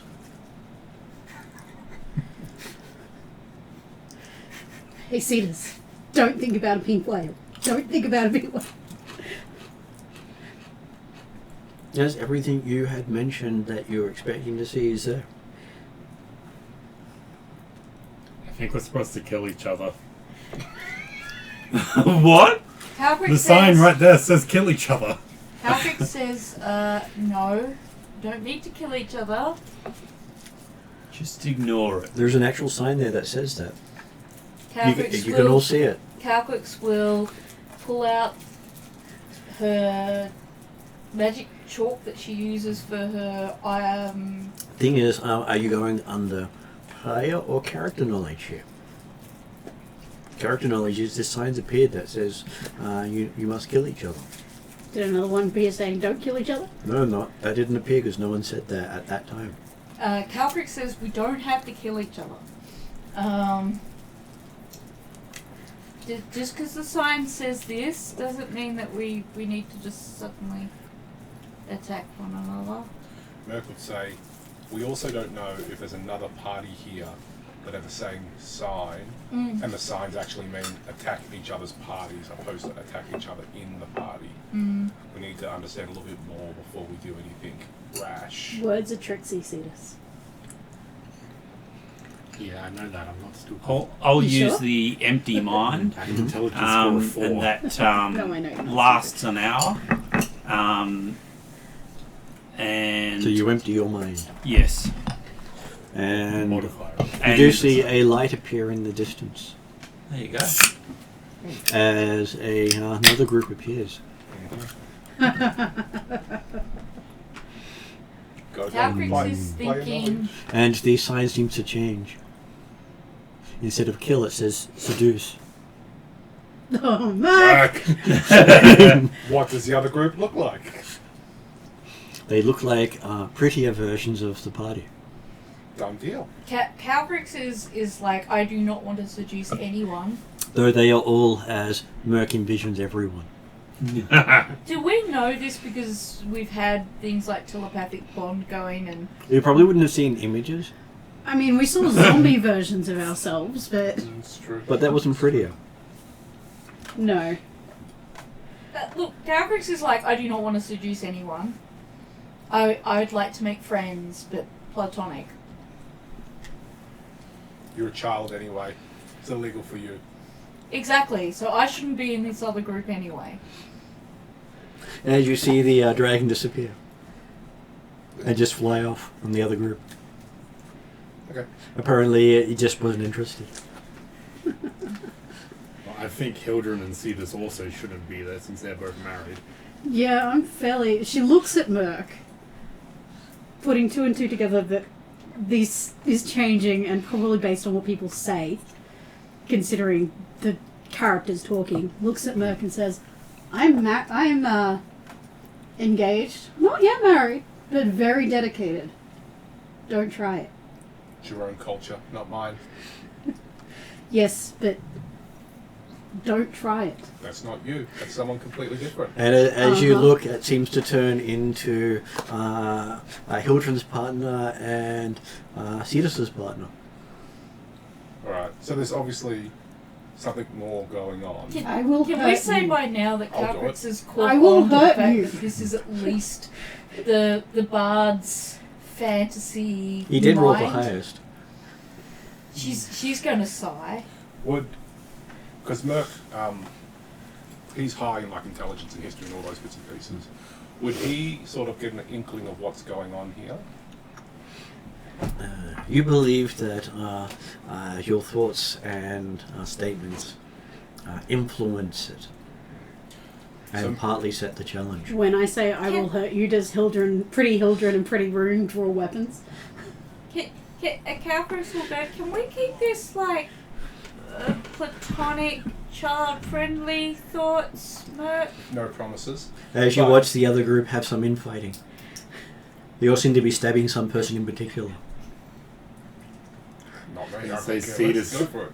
Cetus is just thinking, don't kill Merc, don't kill Merc. You need him alive for now. Don't kill Merc, don't kill Merc. He's got at least another month, don't kill Merc. As apparently they are trying very hard to make pain to the other merc. But not kill. Caltrix is I like, said hurt, not kill. could we just all be friends for once and get along? If he doesn't try and seduce other me and other Rune, I would just like to point out, Merc's done nothing, and now you've got the other Merc stabbed. I did nothing. it's your thoughts.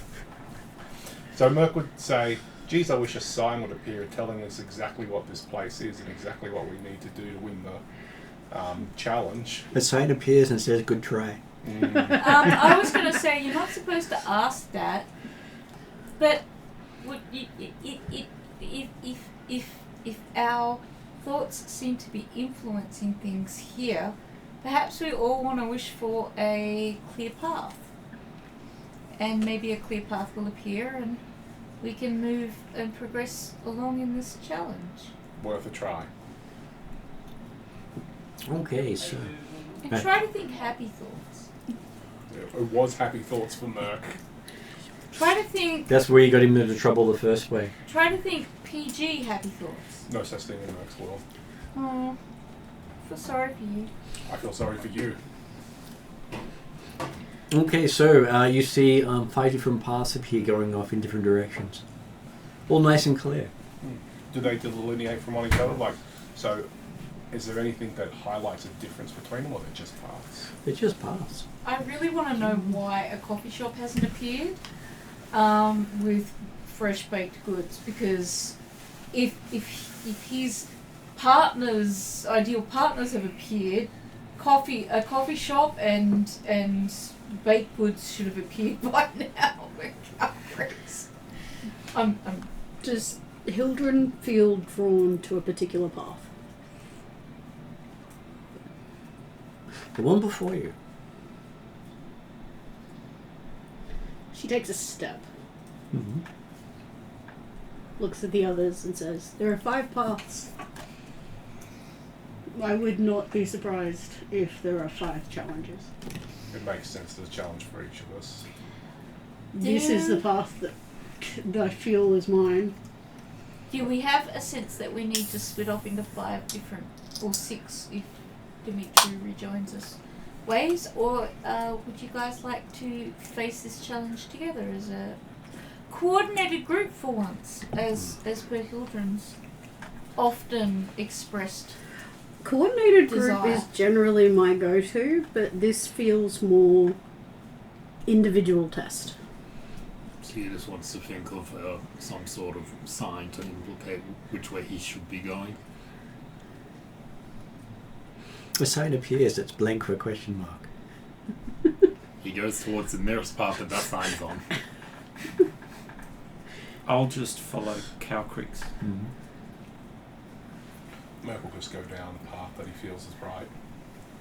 Well, there's the one with all the other people doing it.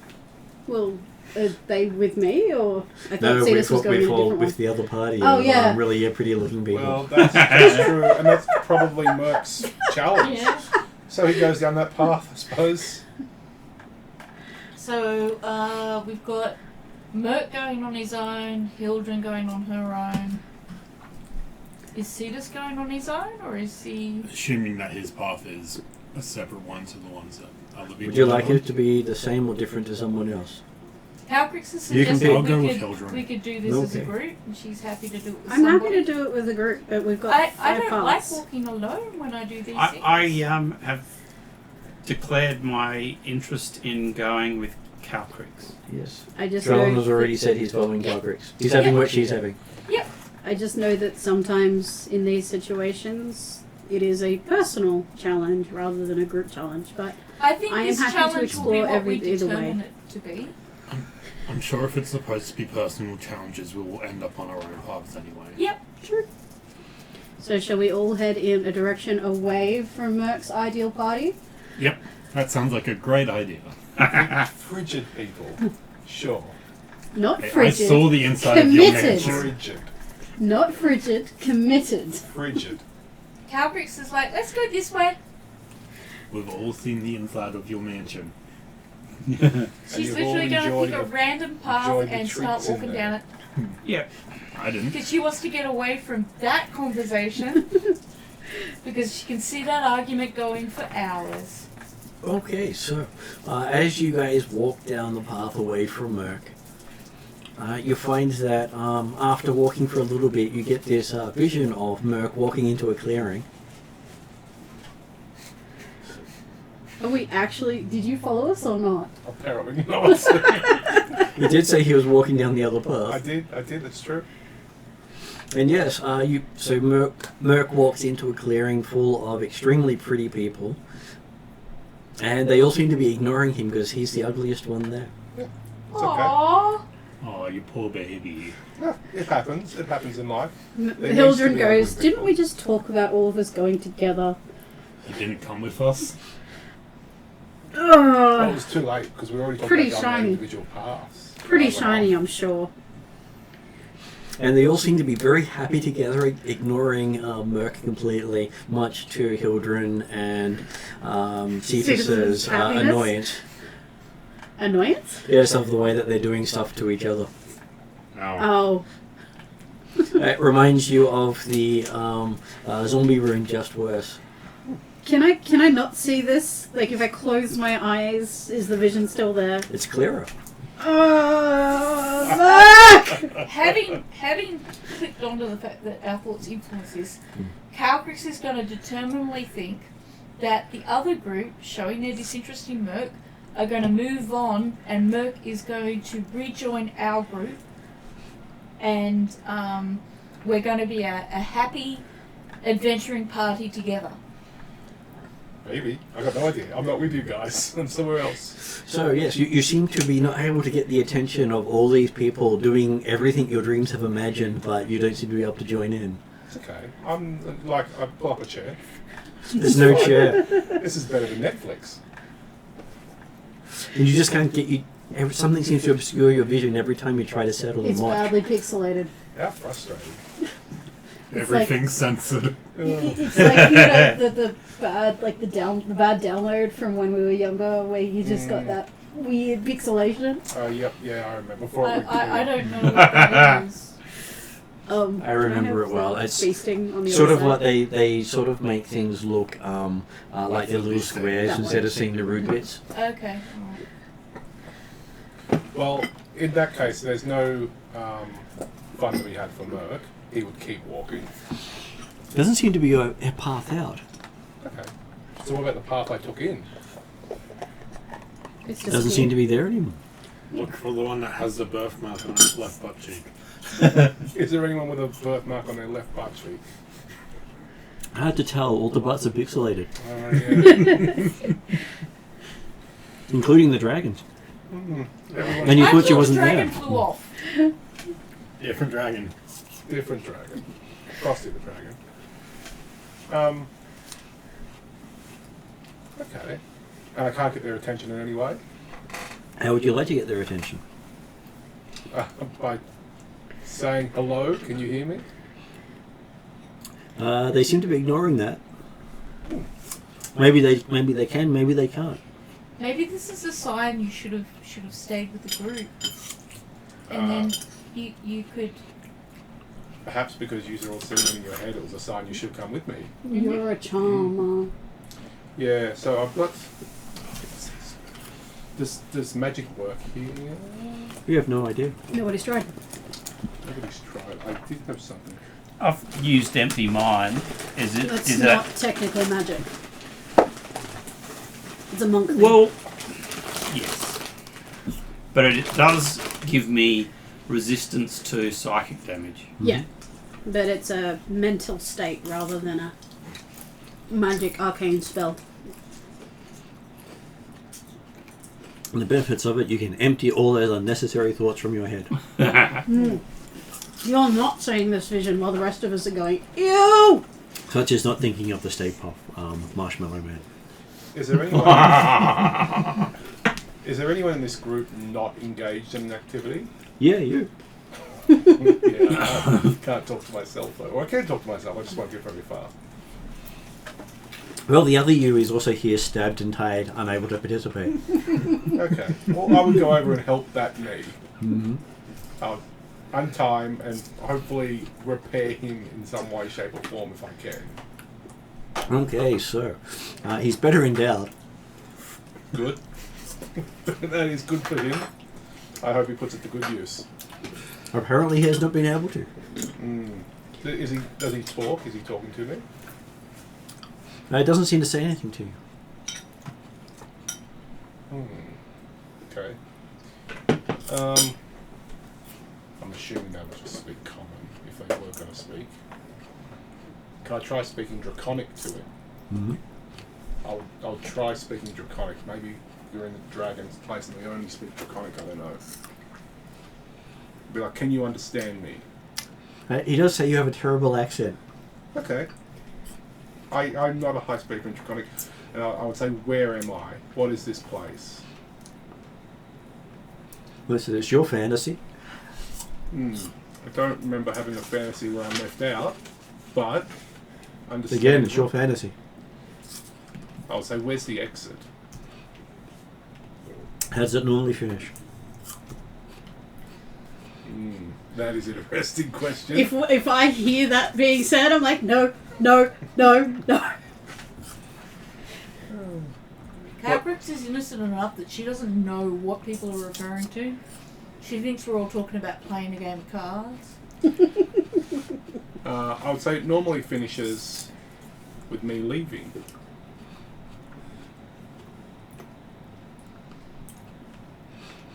You do get laughter from the other person going, in what sort of way? Normally through the door.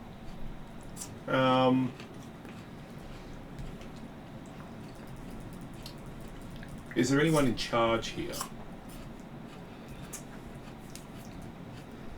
It's your There's fantasy. always someone in charge, and in most of your fantasies, it's never you. Okay. Alright. You're just not that important in your fantasies. True. Yeah. So is there... This is difficult. Do I try to charm myself? There's nothing you can say to him, he says, that would be better than he's already said.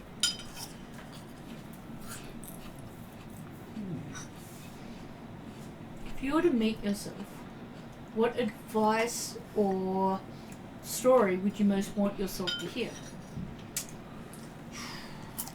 But this is the best version of Merc. He already knows that. Yeah, it's a problem. He knows everything I know, does he? You're making an assumption. We are making assumptions. So I would... He seems to be taller, he seems to be prettier, he seems to have longer hair, he has prettier eyes.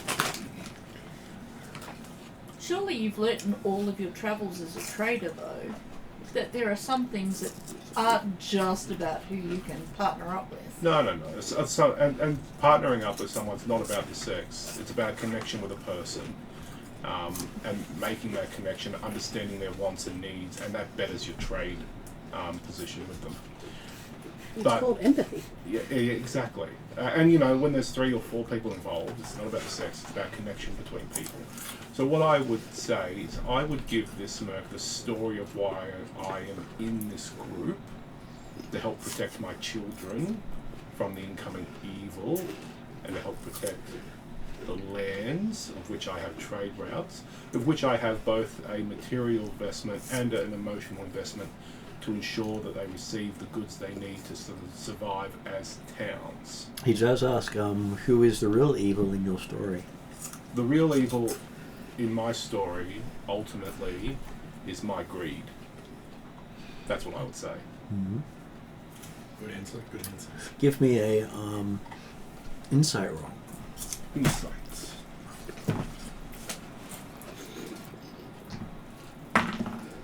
Oh. Okay. How do You don't have give him that the one? feet fortunate, do you? Natural one, was it? No. That's a 3. 3. I Insight. feel like you should invest in the fortunate feet. Yeah, is that charisma for me? Insight? Generally wisdom. Your wisdom. Well, that only gives me that. You 8. can argue charisma, but you've got to give a good 16. sound argument for it. D4. Oh. 17. 17 is still a good roll. Anything over 15 is considered exceptional. Oh, well then.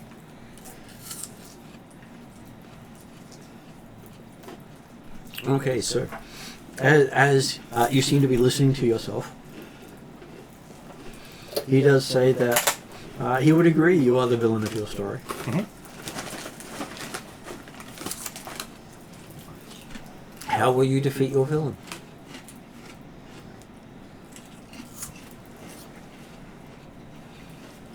So I have thought about this, both as a player in my character arc and as a character. My greed is ingrained in me, and it's ingrained in me from when I was a child, and I would starve as my parents tried to make money. It's ingrained in me when I become a thief, to try to feed myself, to clothe myself, to help my family. It's also cultural. Yeah. It's culturally ingrained in me. I think to defeat it to the standard that other people expect, I don't see another way outside of my own death.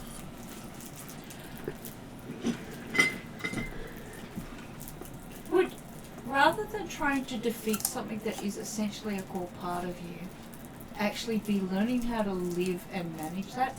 It's like an alcoholic doesn't look at trying to say sober 100% of the time. They expect that they will fail at some point.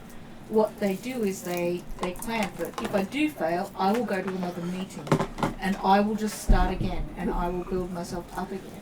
Would that be a similar thing that Merc would have to be trying within himself in order to balance his greed? But He So- uses has his he got empathy. to that point though? If Yeah. Merc didn't have a prestigiousness about him, Mhm. so as the head of the guild, he has a prestigiousness similar to royalty. Mm. I would say yes, absolutely. But I would say at the moment where my head's at, he's probably of the level where he couldn't see to be doing that Yeah. because it could damage That's the guild. And ultimately, the guild is like his family, and if Yeah. it comes to damaging the guild or damaging himself, he'd always choose himself over the guild. Yeah, But, stories can change. That's just what I'm thinking right now. yeah, that is fair. Ildren is going to be tempting you to come to Vermork and stay in Vermork and try to shift your focus. We'll see. So it says again, how will you defeat your villain? Only way I can defeat my villain is by understanding and accepting that I am the villain of this story, and by making cognitive moves to defeat myself over time, whatever that looks like. And at the moment I don't know what that looks like. It could be something quite final, such as Since death, you have less than a month to solve your problem. then I have a month to secure my family's safety and my guild's safety before I need to take action. Action will need to be taken long before. If you wait till the last moment, you will never succeed. Then I need to take action as I'm protecting my family and the guild.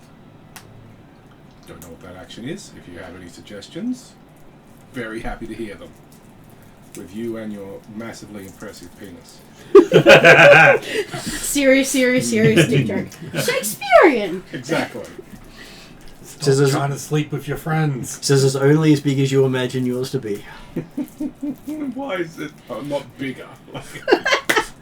Why did it suddenly shrink 2 inches? Shrunk 2 inches and now it's only 14 inches. Aaron. Yes, I'm sure his nickname is Tripod in this scene. A girl doesn't have need of 14 inches. No, that is true. That is just damaging people. That is hurting people. I feel like that causes more problems for you. Because where's the rest of your blood gonna go? I'll pass out every time. You're just making me think of a Tom Cashman joke from the stand-up scene we saw. Could we move on from this conversation? Yeah, let's stop talking about Merc's penis. For you, stop envisaging this. I would rather that This the seems game currently playing in session my didn't head. devolve into just talking about genitalia. Okay, so yes, you seem to have given some sort of answer as it seems to fade, and you start to see the rest of the group walking through the forest, coming up to what appears to be a coffee shop. You still hot chocolate at these coffee shops? Yes. I'd like to go get a hot chocolate. Apparently, Hot you're chocolate, not there. Tea. Oh. There's even this thing called cinnamon milk, which is just milk with a bit of cinnamon and honey added to it. Yes, sir. And Calcrix finds that as she reaches the shop, there's no one else with you. Aww. What? Where's Okay. Where's me? You're watching Calcrix walk up to a coffee shop. It seems to be Hildren was right that if we were meant to do these things alone, we would inevitably do these things on our own path. And you can see pastries, sweets, cakes. Is there someone serving? Yes, there is a large-sized ape. Calcrix will offer large-sized ape a cookie. Ape happily accepts. As always, And thanks, Calcrix. Using all the words you've always wished Ape to use. Calcrix always greets Ape with a cookie, whether it's first waking up in the morning or after Ape has run off for 2 seconds and come back. She always greets Ape with a cookie, so she's happy with this. But Ape can talk. In this dream, yes. Okay. Calcrix will say, will you have coffee with me? I never really drink alone. The ape has already prepared multiple coffees. Yay! Is this a sampling of coffees? Yes. How many coffees are there? 15. Ooh! We're going to be awake today and alert. Unless there's a sleepy time coffee in here, which isn't actually coffee. Maybe that's your challenge. You have to find a sleepy time one. Looking at all the coffees, Ape does say, which one are you going to try? Do you recommend a particular brew? He says they all have benefits and penalties. Okay. Is there a selection for her to choose from? They're all different colours. Okay. Some of them multiple colours. Well, Calcrix's first colour was white, so if there's a white one, she will start with white. So you only wish for the white one? Is there a multicoloured one? There are I did say there were multicoloured ones. Oh, okay. Well, then she's going to take a multicoloured one. She's going to pick the one with the most colours possible. Mm-hmm. There is one with 5 colours in it. That'll do. And it seems to have the each of the colours ends in the shape of a dragon head on the coffee. Does this have anything to do with my mother? Eep says, well, considering you just witnessed Merc dealing with Himself. yes. In that case, though, I believe in balance. Would these 5 heads instead be represent myself and my siblings? I'm sure it represents whatever you wish it to represent. Then it represents me and my siblings. Because together we're in balance. Then how will you find your? Then how will you gather your siblings? Well, I've done my best at finding each one and trying to work them into my nightly rituals through prayers, since most of them are gods. Or So work you for still have gods. not found one. I am still searching for the shining one, but I have welcomed some of these people into my home as a refuge, and then accidentally figured out that it is one way to learn about my brother. And So- how will you find him? I think we'll find each other in time. When the time is right, we will find each other.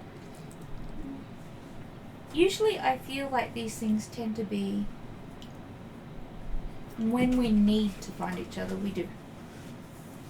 Usually it's when one of them needs me to do jobs for them, and then they find me, and then they give me a whole bunch of jobs, and then I've got more tasks to do, and then I get really busy. And most of you are watching Calcrix debating over which coffee to take, and then going into a long talk about her family.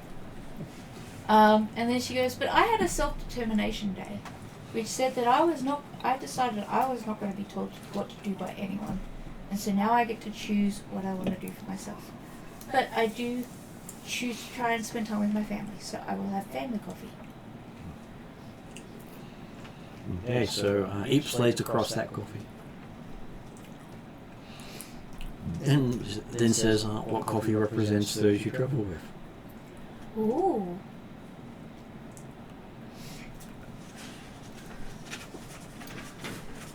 It would be a rich, warm, dark chocolate coffee For who? with a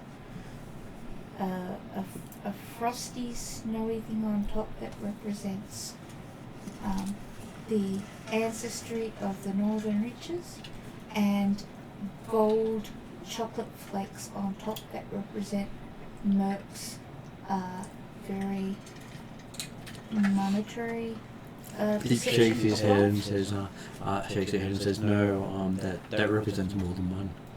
Oh, what do you mean? Each coffee must represent a person. Oh, so it's one coffee per person? They can't be a group together? Well, if they're going to get a coffee, then they can't just share one coffee. Oh, this is each one for my each one of my group. Oh, I didn't understand. Oh, well, in that case, a hot chocolate for Merc with gold flakes on top.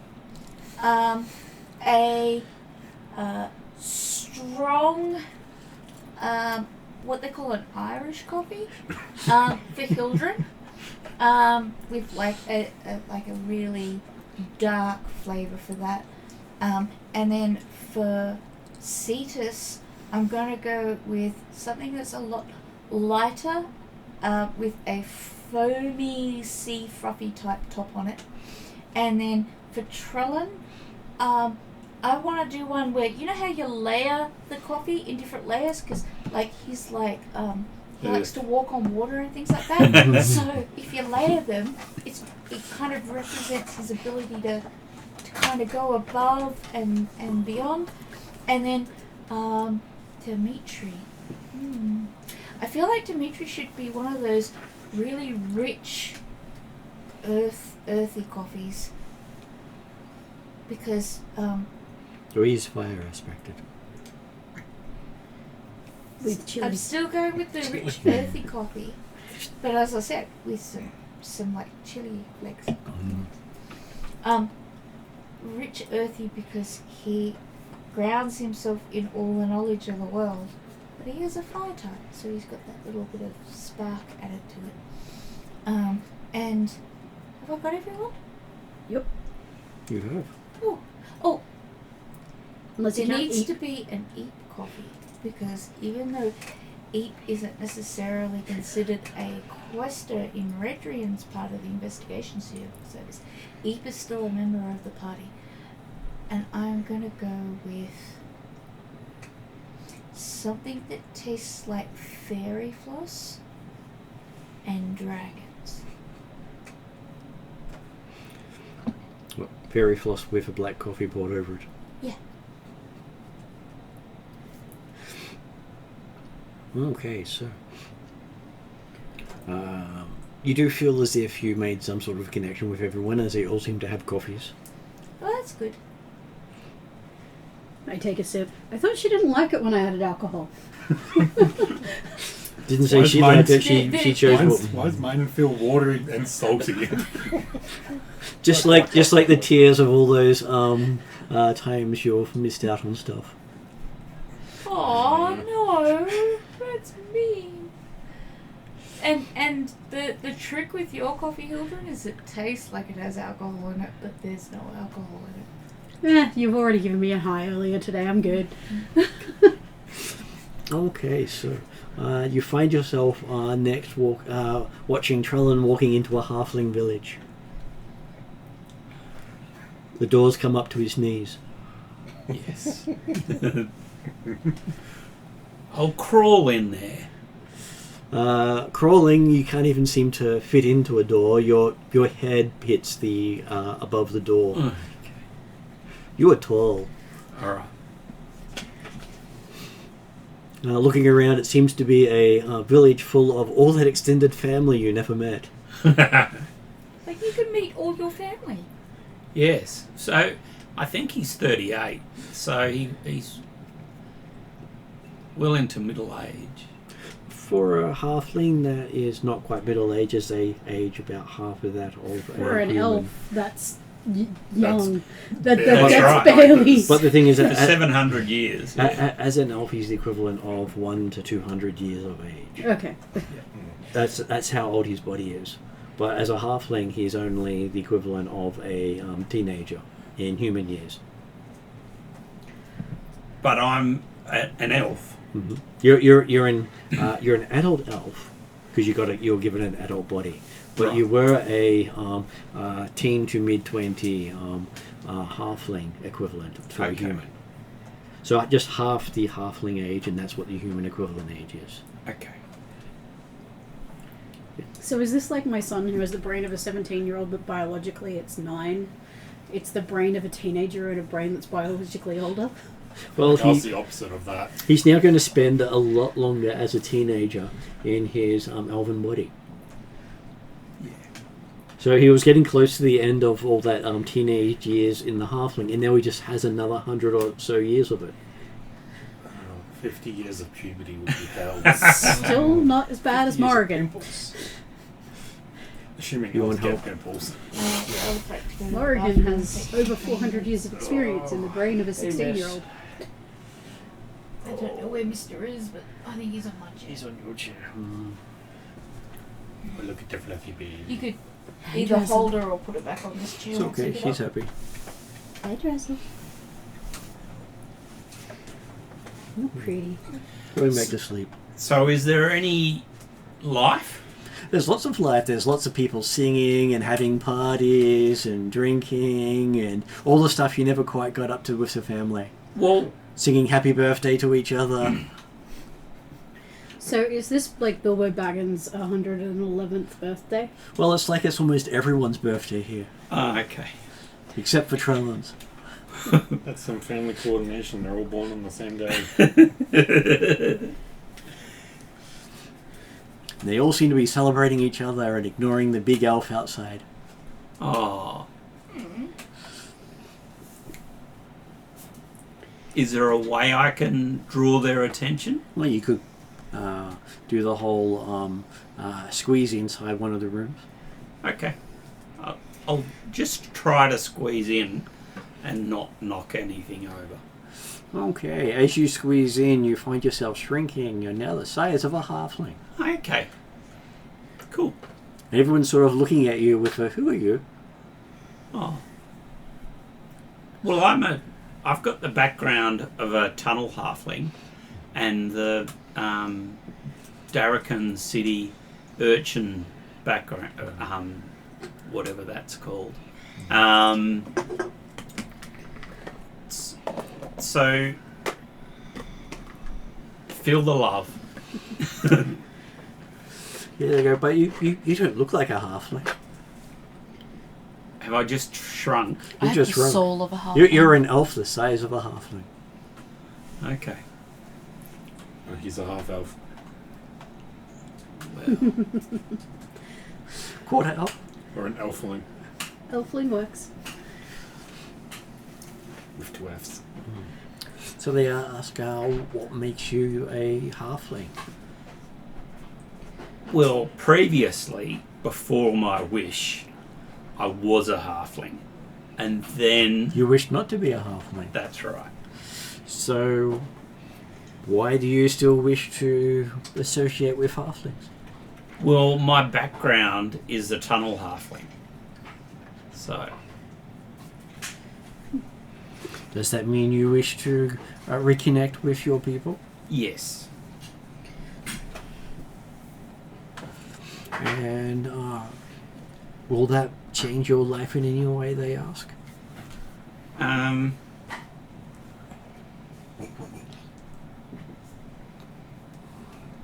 Well, There's movement in the kitchen. She needs to get there.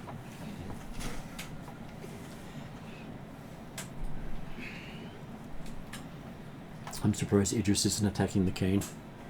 so because my urchin background, or whatever it is,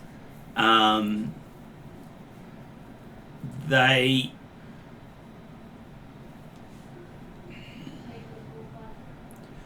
abandoned me, but that was Yeah. pretty good. And they ask, because they abandoned you, does that make them wrong? Or did something else happen that caused you to be left behind? Yes. It all comes back to the wish of me being 7 foot tall.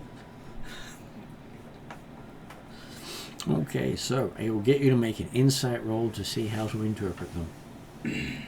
That way you don't have to struggle as hard. I feel like I know what you're supposed to try and figure out here. But this is your thing. 27. You can assist him as well. Pretty good. So yes, you do feel as if it's trying to help you remember where you came from, and that even though you're an elf now, you're still technically a halfling at heart. Yes. Well, yeah. So, yes, I'm an elf and a halfling all wrapped up in one piece. Perhaps you need to accept that these people are still your family. Yes.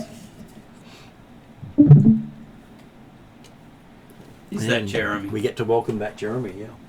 Hi, Jeremy. Apologies, took a lot longer than expected. So. That's okay. We're all having visions. We're having therapy visions. Well, we did have sparkly coffee. Or sparkly tea. Yes. Except you all think that was 3 days ago. It's been like 4 hours. Okay, so yes, after coming to a realization that you are a halfling and an elf, Yes, though not quite either, that's right. you accept yourself a bit more and move on. No worries. As we come to the next clearing with Cetus walking in and seeing a bunch of people sort of like him but not him. Everyone he thought was better than him and kept taking the jobs he wanted. Him now or him as elf? Him as an elf. And him now. including his brother,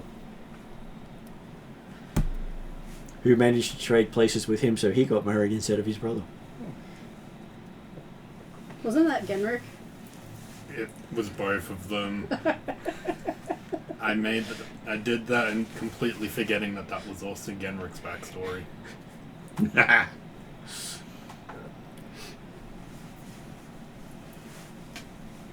And yes, you seem to be the last one in line at each line. And by the time you reach the front of the line, it's basically an out of order, closed.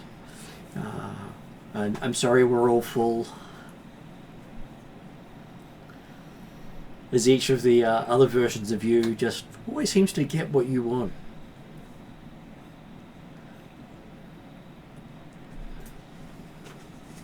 I just wanted to run the family farm.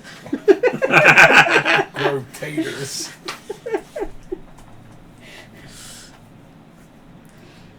Probably. I didn't think I actually specified what they grew. And the only line where no one was lining up is the one at the chapel. Oh, go to the chapel. And apparently you're allowed in because that was always meant to be. As you find yourself there, it's like, why did you choose this line? I don't know. I don't even know what I'm supposed to try and figure out about myself with all of this. You had many choices. Why did you choose this life?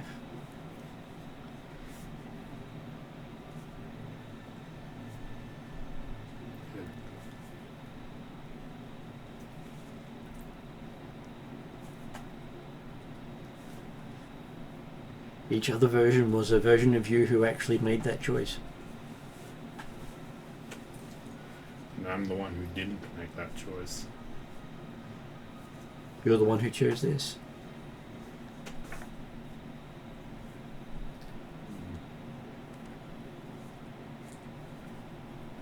Perhaps it was just what I wanted all along. I never actually wanted to run the farm. I wanted to be the one of exploring the world. Yes. The one who got the farm, he's at the farm. The one who got the job in the office is in the office. The one who avoided the marriage is off running, being hunted. I was going to say. I was going to say, which marriage was this? The original marriage that you ran away from? Or You the followed one? in your father-in-law's footsteps in that one. Why do I look like 200 years older in that one? And not a genasi. And being followed by rats. I hate what that is implying, and that Thetis is a reincarnation of Genrick's brother. Hey, it's the multiverse. Many things can happen. Yeah. But then again, he didn't actually choose that life. That life was chosen for him.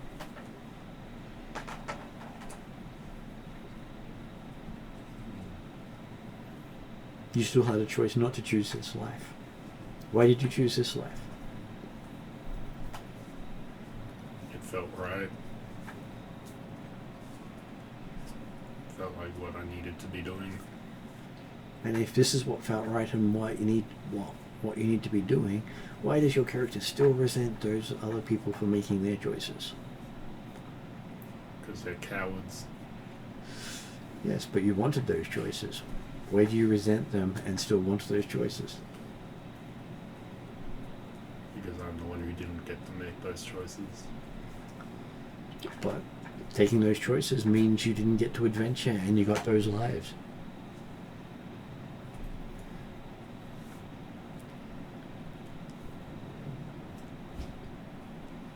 Maybe because they got the easy way out.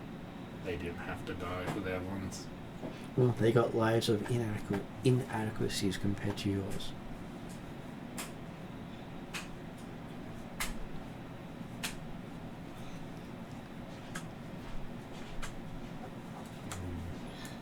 What has happened?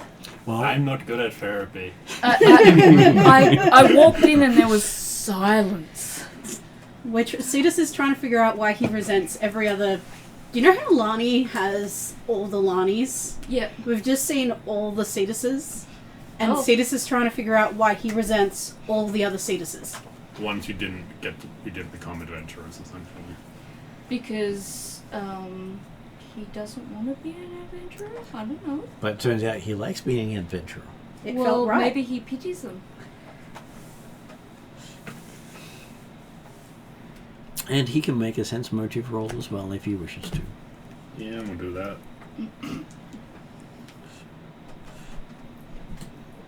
Whereas Trellin realizes he's both a halfling and an elf, but neither. And Jeremy's returned. So Dimitri gets to have his thing. Dimitri will get his moment too. Just letting him have a chance to catch up with what the others are doing. So The we got to assumption that the this would be giant. self-insight, 19. Okay, so as you think about it, you realize that the main resentment is they got it easy. I feel like that's what I said, but yeah. It is. That is your main resentment, is about it being easier for Gonna them. let you sit down. But also, you also resent that you wanted those choices because you realize you would not have been happy taking them. So you dislike that you want it, and you dislike that it was easier. So a complex reason why it has been bugging you for quite some time. Oh, you really love Lorelei. Yeah, that was established with the fact that we're married. Well, not necessarily. Some marriages are Wasn't it arranged. a crossbow wedding? And that it Yeah. turns out that it was actually your choice. You didn't have to go through with it. So your character actually chose. Jeez. Yeah. One of the first times one of your choices mattered. So So he just looks over at the other Cetus being crucified. Made the right choices. Dimitri, Mm. too long DR. We got to the Elemental Dragon's castle. She offered us answers in return for a challenge. We decided we'd take on the challenge as a group. We had an environment that responded to our thoughts and wishes, which led to the usual merc shenanigans. Decided to all go together, but discovered, except for Merc, he wandered off on his own, and then discovered that each of us was going to be forced to do it alone. I Anyway, don't know that forced. I think it's more of a case of it just turned out that it Yeah. was. Yeah. We were being Maybe not assessed forced, on an individual guided. way. guided to Yeah. our own Yeah. visions. After seeing Mercs first to see how that worked out. With blurry bits. With blurry bits, unfortunately. And the realization that he is the villain in his own story and must die. But he already In about a month. I was going to say, it seems like everyone's had a very insightful one, except Calprix has just had coffee. Yours was insightful because it Yes. was talking about how Calcrix wants balance over everything. Yeah. Which, again, that is... is what she seeks to achieve with the diplomacy she does and so on. And a representation of how you connect to the rest of us. Mhm. Oh, your coffee, Dimitri, was rich, earthy coffee with chili kick. I was thinking it was just going to be The a normal rich coffee that's too earthiness hot. represents all the books you read and the knowledge you seek. The chili kick represents your fireside. I got salty, watered down coffee. And I wasn't allowed to make Dimitri curtsy to the dragon. You're the one who said it was soapy watered down. It was, sea breath. I said that it had foam representing what you would get on the sea. I didn't say it tasted like the sea. And when you said salty, I said it tasted like all those tears and regrets. Which then led nicely to this. You were the two people who ruined that coffee, not me. But it suited him perfectly. And now he knows why. Yeah. Damn, I'm depressing. But hey, you don't have to be. You now realize that all those regrets are simply based on choices you didn't want to take, even though they were easier. So now Caprix will add edible glitter to your coffee. I'm opening a fighting pit. You know Hildren will be there in a heartbeat. I mean, we've already established that we're going to open one because that's what we got But that's what the Red King wanted. Red King's for. Okay, and as the next person walked into a clearing, it's Hildren. Okay. And there just seems to be some sort of game board sitting there. Is there like table and chairs and stuff? One chair, lots of pieces.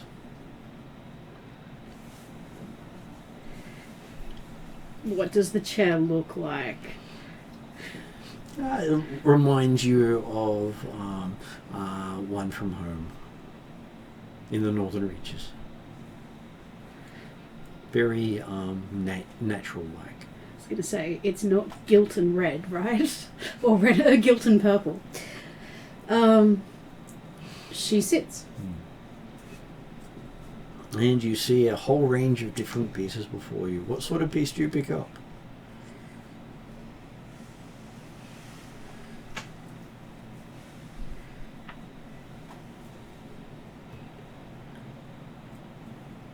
And who does it represent?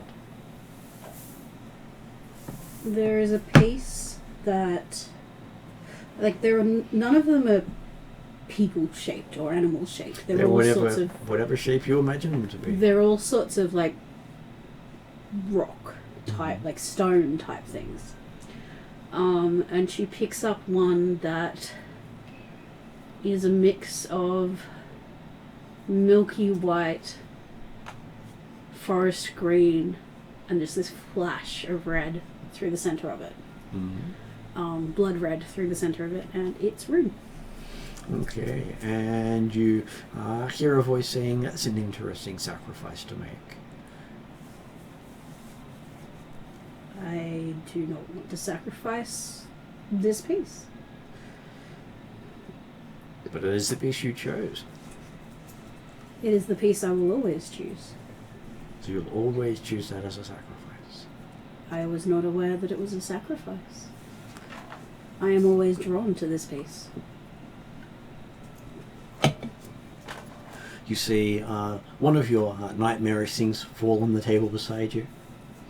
A pile of papers that represent the rules. A book of many thousands of pages. In small writing. She's gotten better at this, so she starts trying to read it. As you look at it, the words all seem to swim and merge together. Much like most of those big documents you try to read late at night. I thought I got away from this. If you do not wish to sacrifice, choose an option. And you hear this ticking sound. I look at all the rest of the board. And my therapy brain is going, this is the wrong decision, but she finds one that is like it's a stone, but inside is a swirling almost blizzard with flashes of light in it. And it's steady and balanced, but it doesn't look like it should be. And what does that represent? Me. And it says, unfortunately, if you sacrifice yourself, you lose the game. And everyone is sacrificed. That's... If you can't play, then no one you support will play. This is against everything that I've always been about, sacrificing myself for the sake of others. If you sacrifice, then all fall. So who will you sacrifice? She carefully puts rune down next to her piece and scans the board again. She's really struggling with it. She doesn't Like she sees pieces, like a silvery sort of one that's got blue and black and just that faintest hint of red and green. Sacrifice the master. That is Calcrix. And like Luell is this sort of like it actually looks like a proper stone, and the but again it sort of swirls a little bit. Cetus is like the ocean contained in a stone. Merc is black with moving flecks of gold. Dimitri is fire contained. Her family have different forms and all of this sort of stuff. And And what about Trellin? Because you said Luell. did I? Oh Yeah. god, Trellin. And I'm sure there's a voice that responds to that. Sorry, Zerchev. And there is a Zerchev piece. I'm sure there's a Lani piece. Yeah. No, I'm kidding. I just thought I would mention Don't the get your character That's fine. confused. No. the please cross-scale Children, not safe. confusion. don't. She sort of freezes. She's looking at everyone and she cares about everyone. And she's And as you never... look, on the board appears pieces you haven't looked at before. But you know represent your kids. Oh god, not again. Sorry, Zerchev.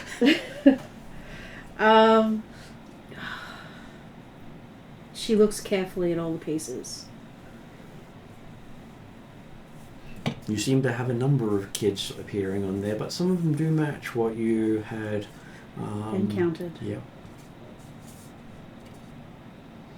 And this sounds like a therapist making you deal with the shit you haven't dealt with so that it doesn't come up when you don't expect it. But because you haven't dealt with it, it's now coming up when you least expect it.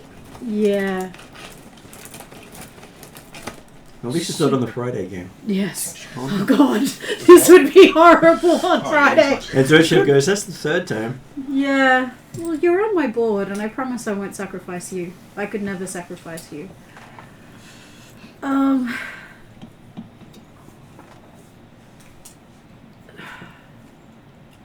She feels guilty because she can't.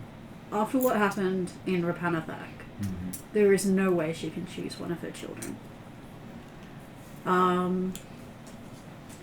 So she looks at the others and she sees everyone she cares about.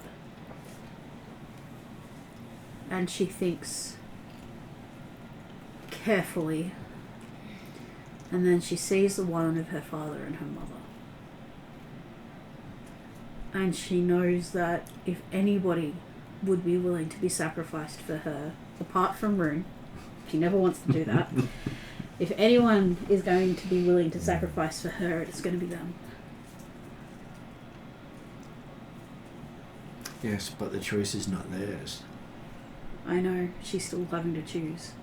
But she's justifying it in her head because she can't face the idea. Calcrix's figure is whispering, "The villains! Sacrifice the villains!"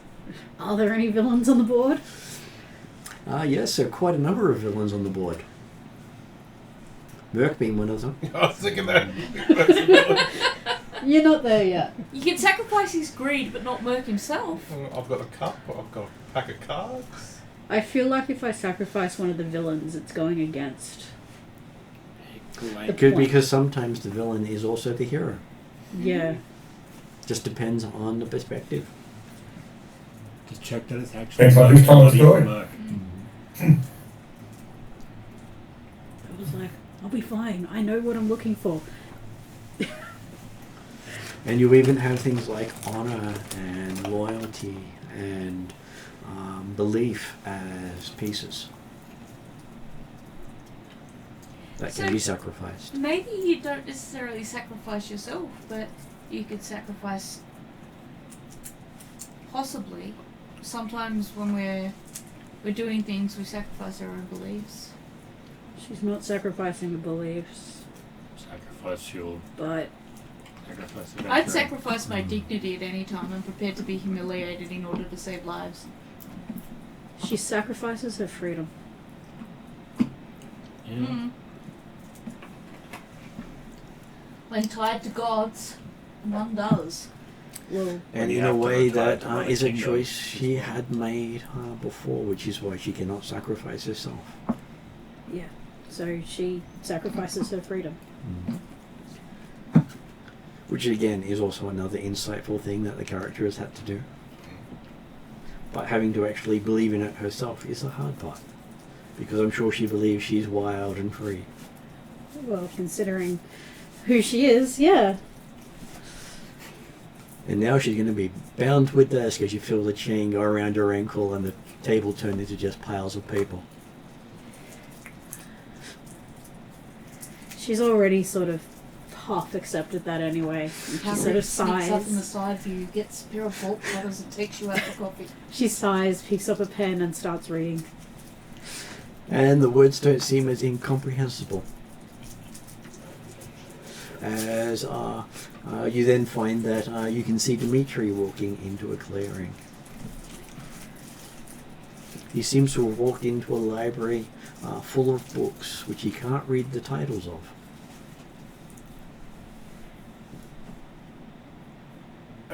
So just back up for a moment. So, did we actually meet the first dragon, and the first dragon agreed to help by answering questions if we get a challenge? Is that right? If we proved our worthiness by facing a challenge, so And what was the first dragon actually offering?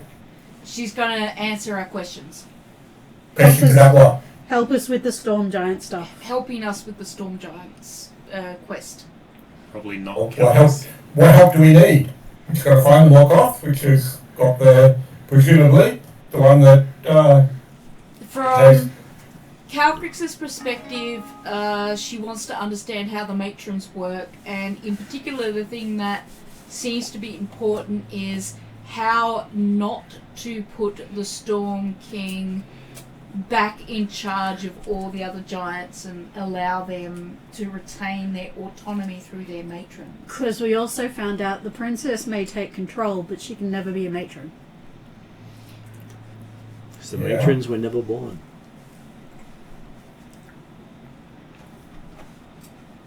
Okay. They were all made.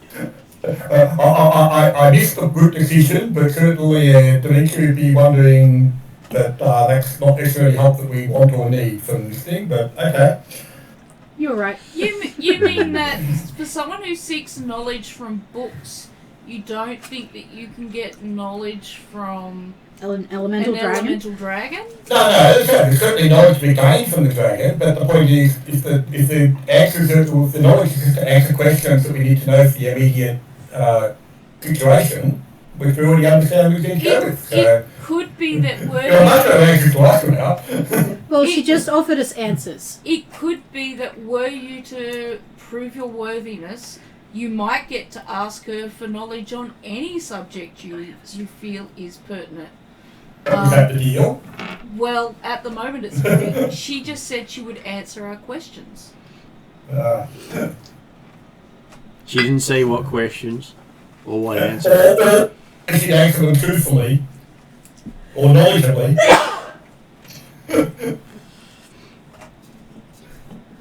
But hey, the rest of the people voted and Dimitri got sucked Yeah, in. okay. We've all gone to therapy, so do you. We've all done this. I thought I was prepared for this, and then Martin did something. Martin threw me a loop. You mean you didn't have to kill your kids again? Does that mean I had the Dimitri option. didn't present a gift as per dragon etiquette to the dragon either? Potentially he can come up with that later. He hasn't had that thrown at him yet. Yeah, we all gave gifts. Okay, so Dimitri has walked, after seeing all the others being challenged in some sort of way. Your challenge Have we witnessed the other challenges? you Yeah, have, yeah. yes. Okay. So Dimitri now finds himself the last one walking into a library with which you cannot read the books, what their titles are. Did you get the sense that in a title of a language he doesn't know?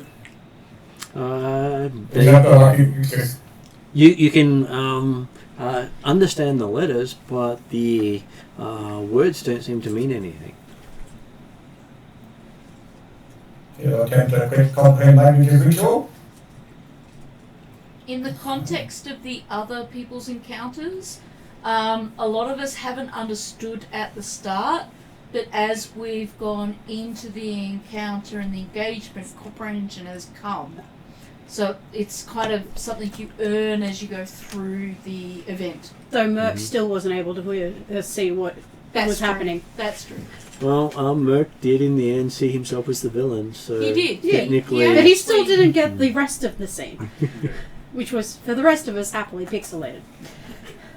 well, he got pixelated for him too, which was why he was unhappy. Yes. That's what I meant. Which was, comma, happily for the rest of us, comma, pixelated. So Dimitri was trying to comprehend languages. Okay, you try to cast your comprehend languages. You believe you can comprehend languages, and you believe that they are already translated for you, and they still make no sense. Yeah. Dimitri's happy to examine the puzzle of decoding these titles. He'll try and pick one of the books and have a look inside and see if there's anything particular, like if the code continues inside, try to work out whether or not the code on the titles is a common code, or whether each book has its own code, and then whether each code is unique to a title, whether it's the same within books, all that sorts of processes. As you look inside, you see the words on the pages all, the letters all switch around everywhere. As you're watching, the letters are moving. Are the book magical? They are not radiating magic. Well, okay, because Dimitri can effectively, if he touches an object, he can detect whether it's magical or not. So, They are not under normal detecting. circumstances. They're not detecting as magical. Okay. You'll try confirming on the page itself, like touching the typeface or the character face, where you should see whether there's a magic involved in the rearrangement of the letters. Well, it seems whatever you touch stays where it is. Okay. So, in that case then, if some of this letters stay put temporarily while he's holding them, he will again, well, did the titles in the books apparently move? No, they all seem to be just this gibberish to you. Okay, well in that case then, he will be sitting down to work out what the code would be amongst the titles is the first point, and then, let's say, potentially opening up some of the books and effectively holding his hand on the page to maintain the letters' stability, to then allow them to become additional parts of the cipher detection.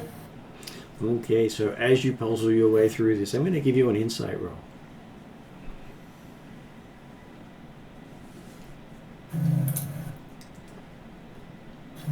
Anybody got any ideas what he's supposed to be figuring out?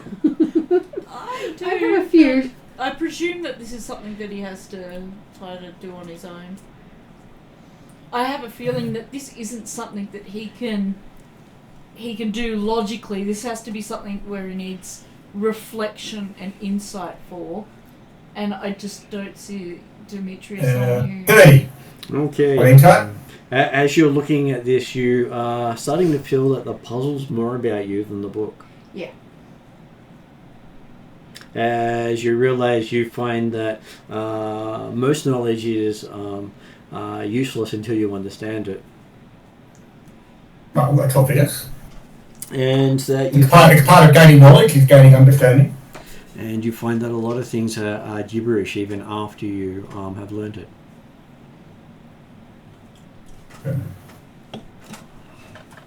Especially a lot of stuff relating to religion. Dimitri doesn't feel that most religions are worth knowing. Wow. No, it's worth knowing religion. It's not necessarily believing in them. Well, it's more the knowledge of the religion you find to be gibberish even after you've learnt it. I was going to say, the point of religion isn't the words, it's the heart. Well, Says somebody who doesn't believe in religions. No, exactly. He definitely believes in gods, and hey, he's done significant study on the gods and Immortals and the Hierarchs and the Eternals at college, everything like that. But obviously, mainly from an academic point of view. And obviously he's also studied it from the perspective of family history. So That is so is that suggesting the fact that he's finding that his previous knowledge of religion is now blurred, or it's the context of you saying the fact that any knowledge gained is blurry?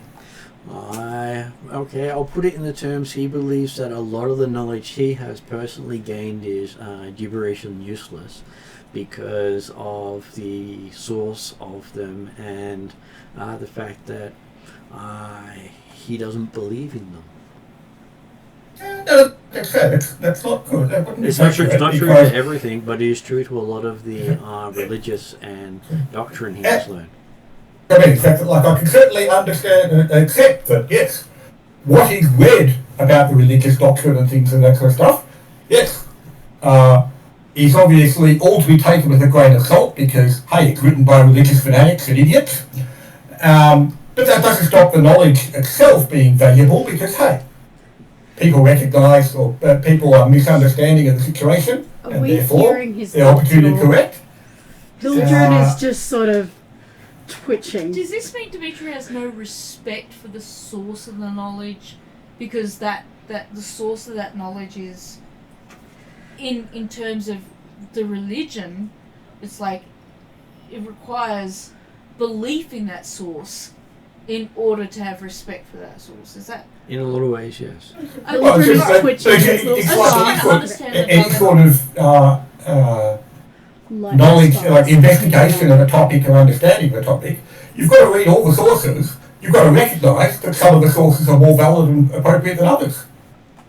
So. Okay, and I'll give you a perception roll as you're looking around. So visual based? Visual based.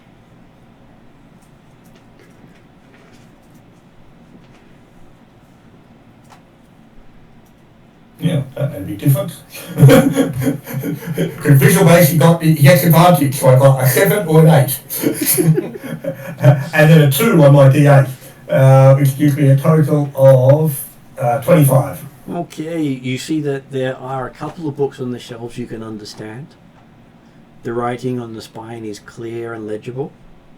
You're the author of each and every one of those books. You said that Dimitri was the author? Yep. Yep, that's right. That makes sense. so the only person he understands is himself? Well, no, the only person we're listening to. He's what the vision is trying to tell him. And he's quite happy to accept that truth. Then it seems to be like maybe 1 in 1,000 books in this shelf you can read because you wrote it. Yep. So he'll be taking those as a starting point also then to help decipher the cipher used in the other books. And you realise it's not a cipher, it just is random. Well, that's unfortunately a problem with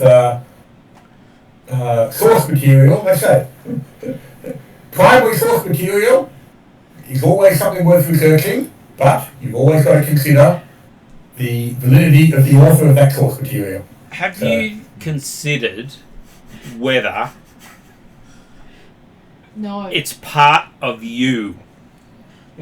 Maybe you're the problem. Technically, each and every other vision you saw was all about how the vision was about them. I've literally put down in the notes, Dimitri explains it. Not a cipher, just random. Dimitri explains it.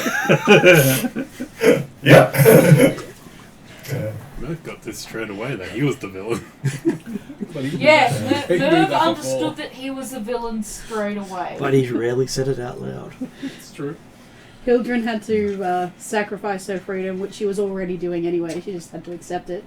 Cetus had to accept that this was the best path forward, and he made the choice. This was the Even though choice he of didn't life. pick it, it was the choice that he would have wanted in the end. Tyrellin had to accept himself, both halfling and elf. Yeah. And neither. Yeah, And neither. That's right. And Calcrix was about coffee. balance and focusing on the And balance and connecting to her everyone, family. because that's the thing that Calcrix wants, is a connection to everyone. Oh, there's some people she's realised that they don't want to connect with her. And she's accepted that some people don't want to connect with her. And there's some people like Merc who want to connect with her, but she does not want to connect with her. It's just on the same level that they want to connect various with her. differences. So how would Dimitri realise that he has to come to some sort of epiphany to pass this challenge? Does it take us 3 days to get there? I'm hoping that we don't feel those 3 days, and I think in Dimitri's case it might be 3 weeks. Because you saw each and every other vision was all about them coming to an understanding about themselves. And obviously, this has helped make it clear for Dimitri that, yeah, obviously his opinion is most important, the most worthwhile, most useful. We're not reaching that epiphany, we're not passing 3 this days challenge. later. 3 days later. He's have not to getting sit- out of the library. We're sitting there going, oh Can God. He I- knows I've we're come to the watching. He's conclusion sitting that there making us have to Dimitri read is his book. incapable of inner progress. Can Merc just pull out his cards and just practice cards as all this is going on? I'll play with it. Yeah, Yes. So I pull out my dice and go, I'll play. let's do it. Sears pulls out I his think deck the that he whole got from the party captain. has reconciled themselves to the fact that this is going to take some time, and we're all playing cards after a certain amount of time. So how does Dimitri cope after finding out that he is in a monologue of how he's accepted that he's the only one to know stuff? Doesn't seem to get him anywhere. He's got more time to write stuff down for the world. Aren't we lucky? He's writing more books. I think because of Dimitri, we just may fail. If we're assessed as a group. I know, I was Happy- bad at therapy. Are we getting hungry at any point, or are we No. just in this state of... I believe we're on a plane where time does not pass in the same way, Yeah. and therefore we I was don't just feel checking. hunger or age in the same way. Because if we do, Calprix is going to walk right into Dimitri's vision and smack him upside the head. Hildren's sort of going, I'm sort of missing the paperwork. Merc says, go fish. I want to go home sometime. Maybe I should have become a farmer. I don't know. Then you wouldn't have met us, and we like you. I appreciate 3 of the people in this group. And as you're watching the library, you're seeing the books written by Dimitri slowly deteriorate and turn to dust, leaving the library full of just gibberish. Mm. Oh. Obviously, Dimitri has to actually work on immortality. Maybe we want to take. Otherwise, he's only good enough for the world. I got a bet on 2 more weeks. I got a bet on 2 more years. I'll take that. Any other ones? Uh, Do I hear 2 hours? I mean, I don't know if the others will survive as long as I'd bet. I'm hoping it's 2 seconds. Yeah, I reckon me and Calcrux will make it that long. You mean Calcrix? Maybe the elf. And you see another that book off. appear in there, not written by Dimitri, but it seems to be the Life of Dimitri on the title, written by Drazzle. Mm-hmm. Opening it up, it doesn't seem to have much happen in it. As nearly everything said by Dimitri is phrased, Dimitri, how did you phrase it? Dimitri explaining it? Yep. Dimitri splaining. Without actually putting into words what he says. Mm. Okay. Dimitri. I mean, That helps Dimitri come to an epiphany. He needs to use small words. we've gone from Shakespeare Because to obviously, Dickens. people don't understand. We've gone from Shakespeare to Dickens. Is it bad that I missed a censored mercs? He'll try and dump down his explanations and information to meet the standards of the world. It'll be challenging, but hey, we can try. You are a true I feel like Russell's about to make an appearance in this picture. Oh, he disappeared. So He's currently fighting the He's master. currently fighting the master. And Just that the Spider-Man last- scene with this rock across the back fighting each other. The last page of it seems to be about how Dimitri never seems to gain wisdom to utilize his knowledge. I'd agree with that. Wow, that's coming Again. from Trellin. Obviously, people misunderstand.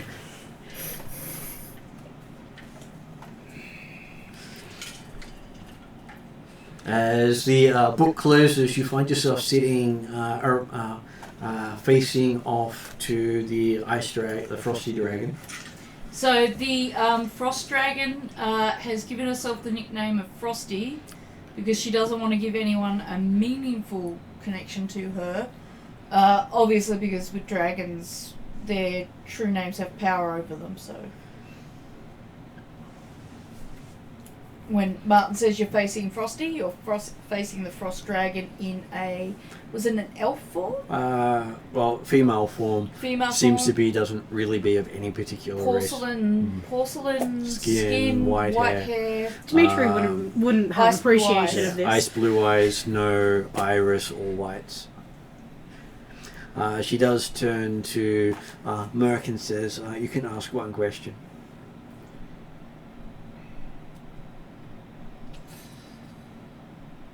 How do we find the Frost King? Yes. It's the Storm King. Storm King. Yeah. Yep. She does allow the correction. Very benevolent. I feel like that's pity after what we had to sit through. It's been a while. Do we remember what we're doing? Where are we? We had a bet on 2 months. It just fits in with what Dimitri was either said at the start when it was first called out, the fact that there was no information to say that her answers would be truthful, accurate, or knowledgeable. I mean, And she therefore, hasn't if you ask answered the wrong yet. question, So, she says you will find the Storm King to be very much like Dimitri. Selfish, self-centered, and unable to adapt or grow. Okay. That's good information. Not what I was after, but good information. As she turns around and looks at Calcrix and says, you can ask a question. Is there a way to resolve the situation with the storm giants, particularly around the princess and their lack of a matron, without putting the Storm King back in? I don't want to make the mistakes that my ancestors made. I'd like the giants to have their autonomy and the leadership from their matrons, because their matrons seem to lead with wisdom, and I feel I don't want to make a mistake and accidentally crown the Storm Giant King and make it all the bad way. So is there a She does question answer in saying it wasn't an ancestor who crowned them, it was you. there? Am I about to make that? Oh no, that's the second And question. basically said that Can she avoid making that mistake again? the reason you made that is the matrons were full of hate and anger and would not stop until the world burned. Right. They had no way of getting over their anger, so you took them out of the picture. I feel like we need to put the matrons into therapy and make sure they have healthy expressions for their anger, because I'm pretty sure putting the Storm Giant King I believe you gave them thousands of years of therapy. in control would be bad. Did I bring them out of slumber? No. And that's not one of the questions. Yes. what's the surroundings we're in at the moment? Like, okay, so we've returned to Frosty's parlour. What's the room we're in? What we're looking at? You're in a castle made out of ice that you can see through, and there's an island about a mile below you, covered in ice. And we thinking that island, okay, in that case then, are we about 30 miles out from the coast? You are.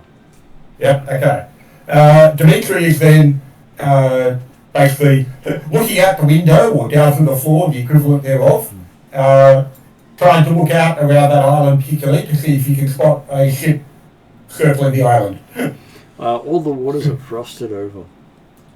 In that case then he's looking for a ship that's stuck in the ice as much as anything else. I realise in terms of my question was asked, but I guess what Calgrix was trying to ask is she doesn't want to make...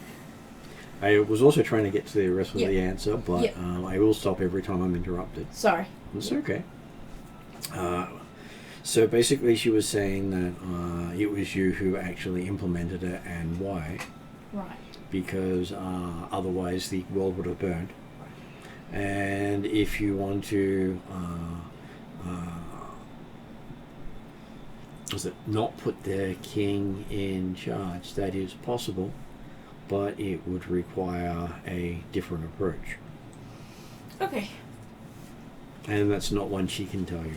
No, I realise that already. I just need to... We, as a group, need to figure that out before we go and find this Storm King giant and take him out of stasis or whatever. Though she also says you might want to find out who did let them free. Highly recommend someone in the group ask. And she does then move over to Trellin and says you get to ask one question.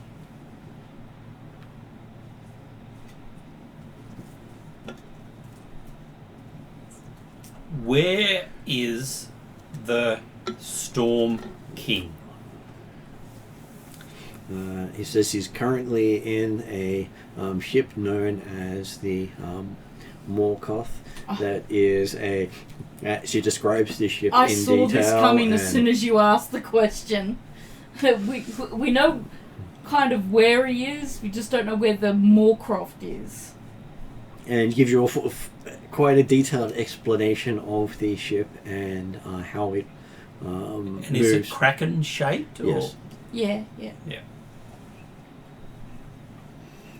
And Does it go under the water?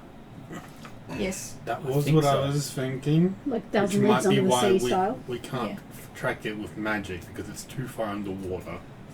We can't track it with magic anyway because it's being made Well, it might have all, detectable. it might have those enchantments on it, but then it's also really far under the water, Yeah, which is why we can't see I'm it. thinking 20,000 Leagues Under the Sea type, Nautilus type. 20,000 leagues is... 20,000. Sorry. Yeah, so we already know That's supposed where to be the how far it Storm travelled, Giant not how King deep it was. is. We know Okay. he's on the Moorcroft. We don't know where the Moorcroft is. Or how to find the Moorcroft without magic. She then turns to Cetus and says, you may ask one question. I had my own question ready, but I feel like I should do No, what- no. No, do what you You want to do do. what you would do. If you ask the wrong questions, that cannot be undone. Ask the question you want to ask. Not the question you feel the others should have asked. Yeah. I don't know if this is important or not, though. It You won't doesn't- know so until you ask it. ask. As you do what your character would do. Is there a way to create a new Storm Giant matron? It says, yes, there is. There are multiple ways of doing so.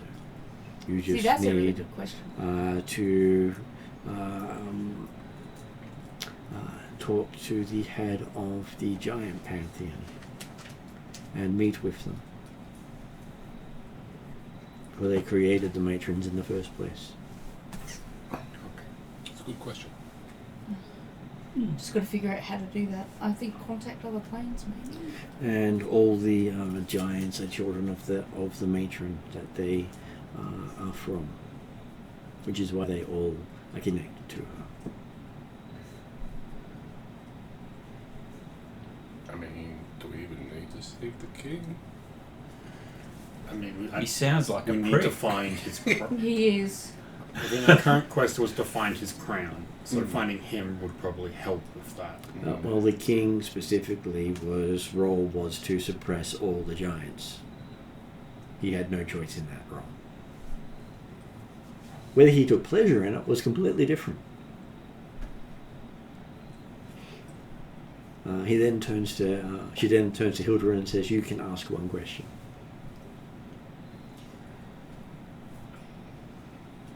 I think Hildren's deep in thought. Hildren has a couple of questions in her head and is trying to decide which one. Which one is more meaningful to you?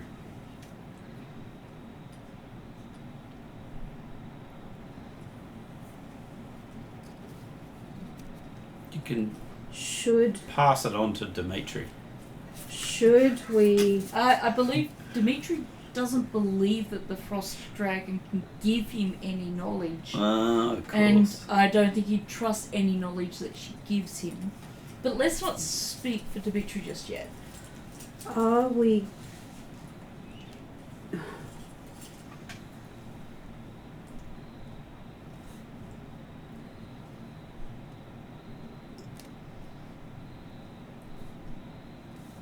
Are we going to threaten the world again if we give the matrons back the parts that they lost?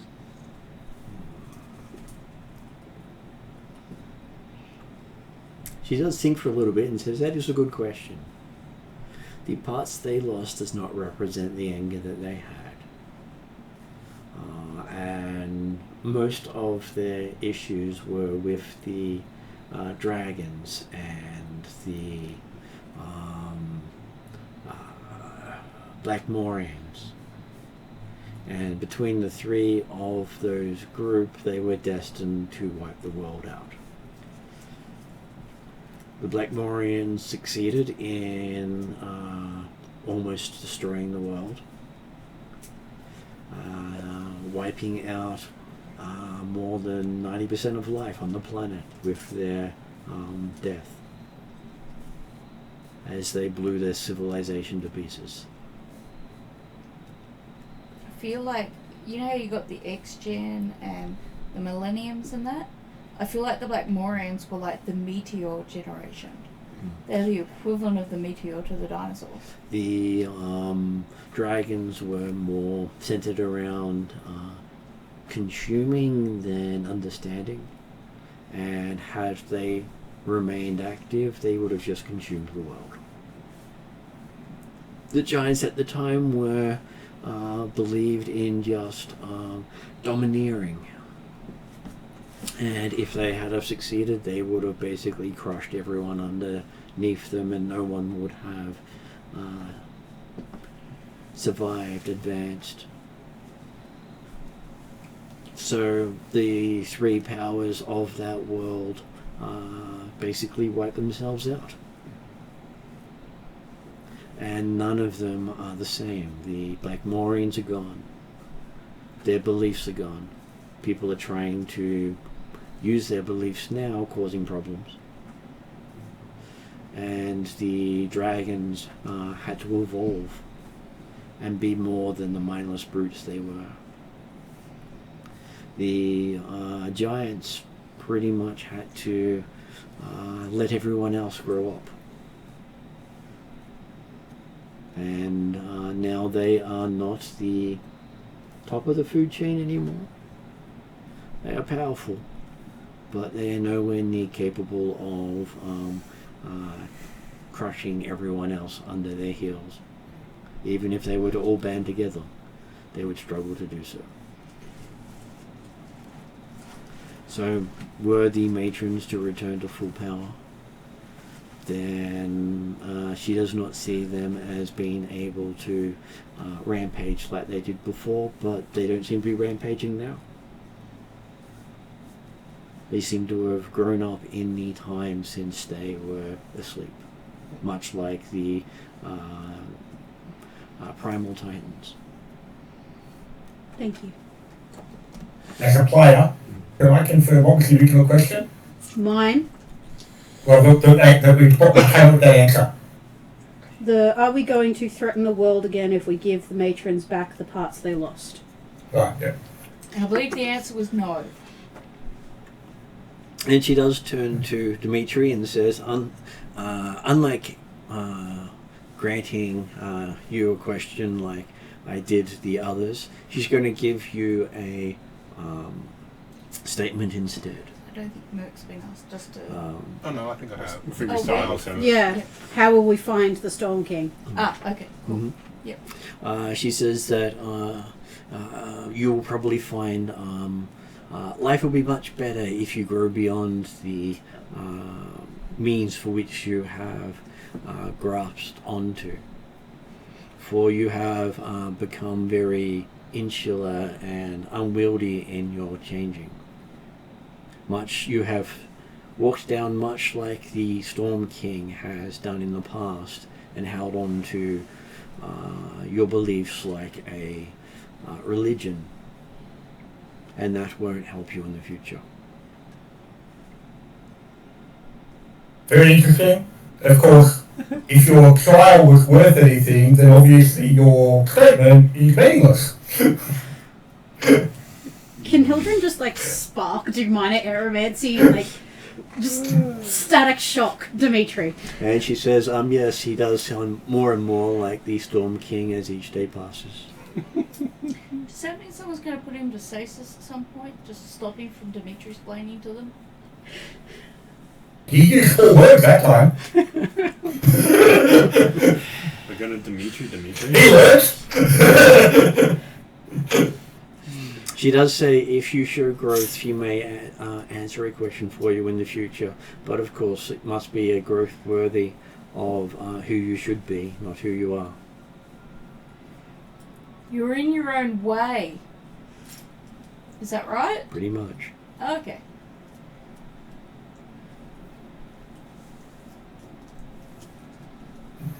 So, you're planning on releasing the ocean now so that we can actually find the Storm King and walk off that you gave no information about where it was? We didn't really ask. We didn't actually ask. I know, it was a specific question. And obviously, yes, she gave the exact answer. That was absolutely meaningless. we to the didn't situation. ask where the Moorcroft Storm King is. Giant. No, that's right, but that's Not it. Moorcroft. There was a specific question that was specifically provided, an accurate answer, well, at least we presume accurate answer, without giving useful information. Calbricks did have a... So if we can return to the search for the Morkov, then we can recover the Storm King. Calbricks did want to ask a separate question. Mm-hmm. I am curious if you are happy to part with the information. What has brought you here, and is this a place you intend to stay? She came here because she was on your path to enlightenment. Does this mean you will now be moving on, or will you establish yourself in this region? And if you are, would you be my pen pal? She will always be here when you need her. Pen pals it is. Does that apply to all of us or just ours? Well, those that ask with respect. I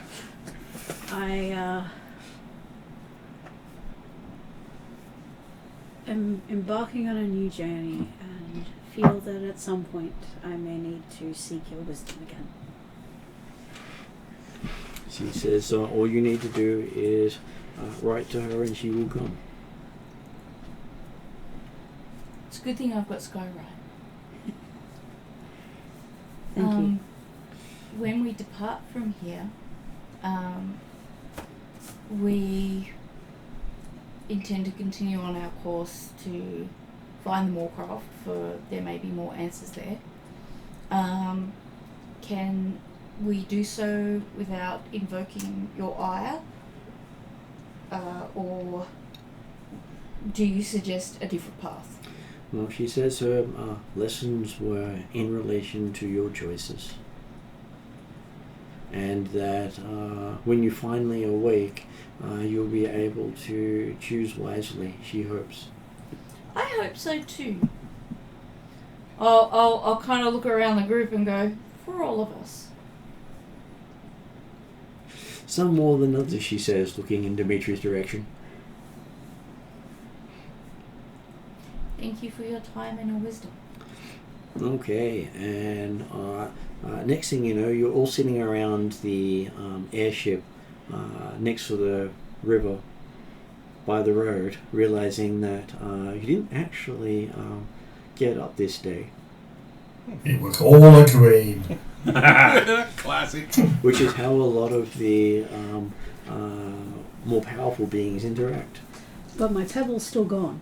Your pebble is still gone. I still can't remember that song. I hope my pendant gift is still gone because that was hard to. You know what actually happened? Yes, well, the fact that you can't remember the song is that you know that it wasn't necessarily a dream. I'm sure it was the best song in the world. Oh, It was an experience. absolutely. And I'm sure you can write a tribute to it Maybe later. it was Yeah. just a tribute, yeah. I had a nickel This for is every time not the somebody best forgot song a in the I'd have world. 2 It's nickels. just a tribute. It's happened twice now. And somebody has given up a song as tribute. I have 2 nickels, which is not a lot, but it's weird it happened twice. Yeah. Okay. At least you didn't give up your name. True. I've given that out so many times on the name hall. Yeah. Your full name or just your name? Well, I think every phase got my full name at this point. Well, for a while, Drachnama had no idea what it was called. And as From you Monday. look up, you see it is the day you worked previously, and there is no frost to be seen. Nice.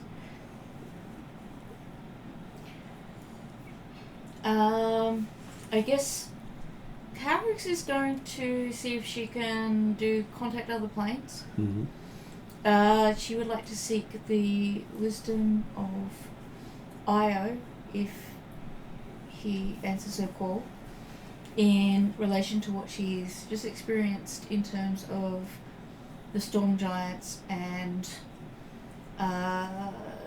direction into how she should proceed without necessarily. She's not sure how to get in contact with the giant pantheon god. She just basically wants to know if he'll introduce her. Hey, you know that guy that I need to talk to? Can Yeah. you get me an invite? Yeah, could you get me an introduction? So it Hook would me up. be an Arcana check on your side. Yes. Well, actually, technically, it's a religion check to get your contact out of planes to work. Is it? Normally, yes, because you generally, you can do it as a prayer or you can do it as a spell. Usually she does it as a spell. Because I know one thing I have in common with Dimitri is I do not rely on religion to help me with these things. I tend to rely on my arcana. you see the gods as family, not... Yeah. Well, that bodes well. 19, Hilton's not happy. Not sure how she feels about that particular 19 perspective plus either, but... 11 is 30 plus a d4. Sorry, I'm calculating that loud. That's It's okay. okay. 34. 34. Okay. And then you get to make an intelligence saving throw. As you've Okay, reached so out into that the would cosmos be- without religion. That would be my d20 plus my save on intelligence? Yes. So that would be 16 plus 7 is 23. 23. Okay, so you feel like you have contacted a power of the outer veins. You're not sure if it's the right one or not, but you do realize you have contacted some sort of battle. Right. Hello there. As you know, they will normally answer 5 questions. Um, With a yes, no, maybe, never irrelevant or unclear as their normal responses. That's true. So I guess the first question would be, so she said that we need to meet or talk with the head of the giant pantheon who created the matrons. To talk to the head of Giant Pantheon and ask them to, or if we can help create a new matron. That's the first question. I don't know how to phrase that in a yes, no, unclear, maybe way. Wait, what did we want to ask? My brain hurts because half my Your head question. is numb and it's really hard to think. Okay. So, you want to contact the, you want help in contacting the giant pantheon? Yes. Can whoever I'm talking to help me get in contact or set up a meet with the head of the giant pantheon? You do get a maybe as a response. Okay.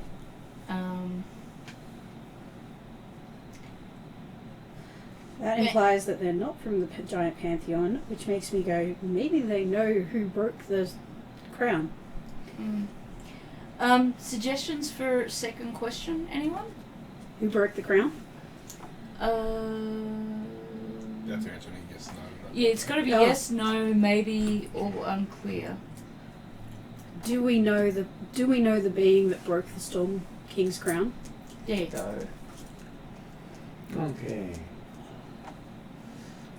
Actually, are you saying the party personally? Yes. Yes. Yeah, okay. I feel like Okay, that question so- might be a bit too vague. Could be a bit more specific. We've got You do get a phrase in response. It says the storm giant crown was broken by the Shining One.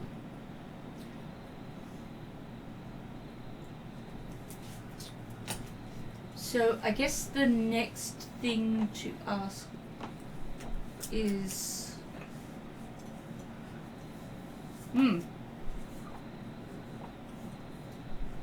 See, Shining One, that's not the name, that's not the title that Calcrich got when she went into the Storm King's crown throne room, was it? It is no, not. the Shining One's No. the god of the... That guy, yeah, so, yeah. I'm pretty certain I thought, hang on, what type did she get in that one? So, I was just confirming that we're confused in my mind, so, yeah, happy with that. I think it was Empress of the can Sky. you put us Yeah. in contact with the Shining One? You get a maybe. Okay. I've got 2 questions left. You get a response of yes. No, that was player. That was a statement, not a question. Yes. She's asking for help, not... It didn't say you've got one now. It says yes. You still got 2 questions left. Yeah. I feel that's a different god of an entirely different pantheon. It's the pantheon above all of these pantheons. It's called the GM god.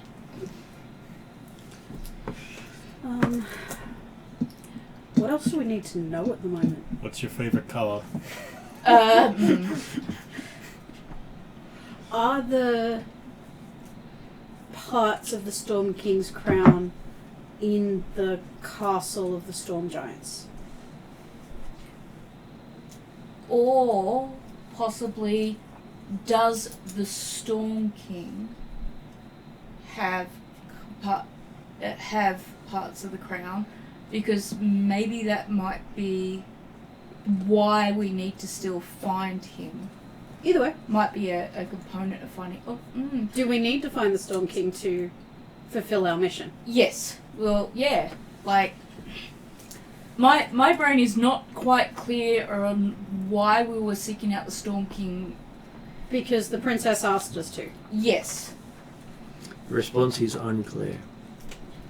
So did she want us to find the Storm King or Her dad. find her mum's body? No, she wanted us to investigate her dad's disappearance and her mum's death.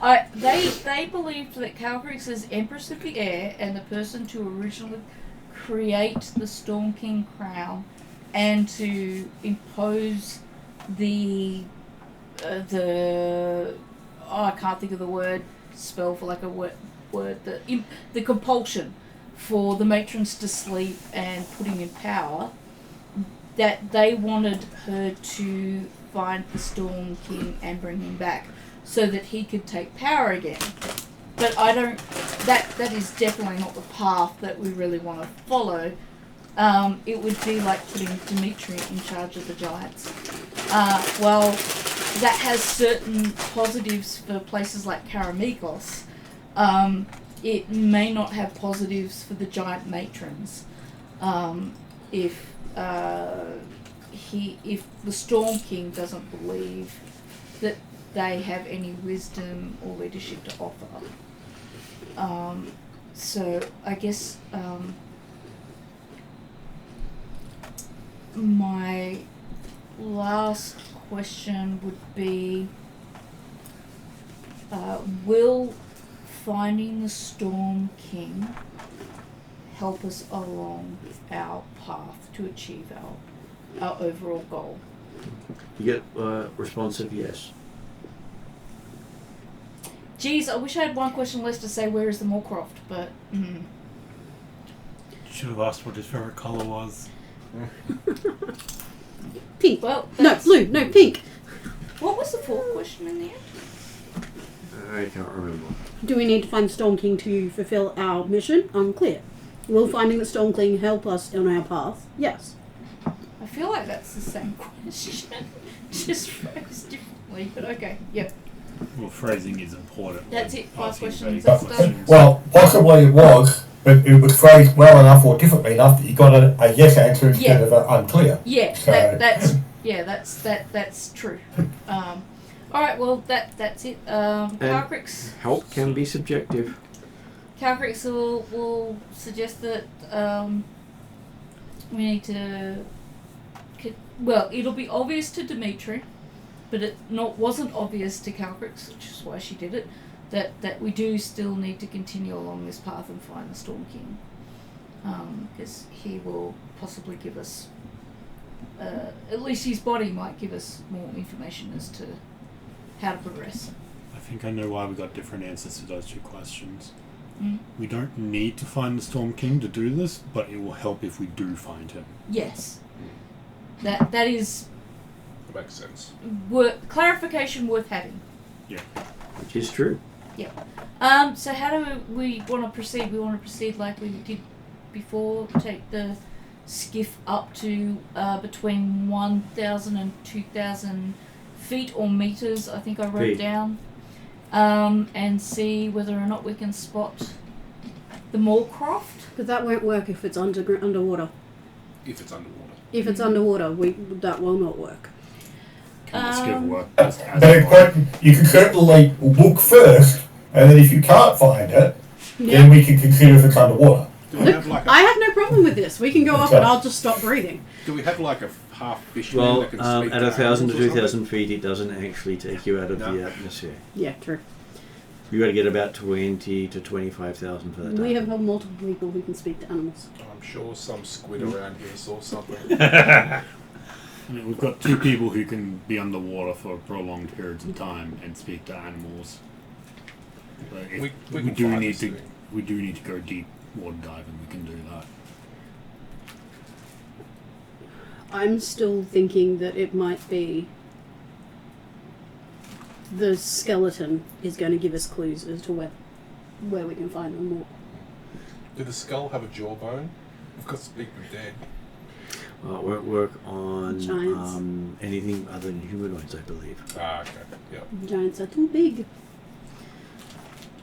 Wrong racial type. Yes. And plus no flesh left. Yeah. No Need- vocal cords. Need vocal cords or something, yeah.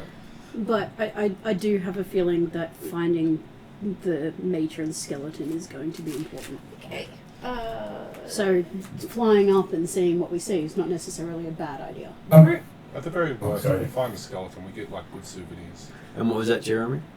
No, when you were talking about finding the matron skeleton, I thought, hang on, but we know where the mother is, like the mother's body, but no, Do that's different from the matron, so yeah, all good.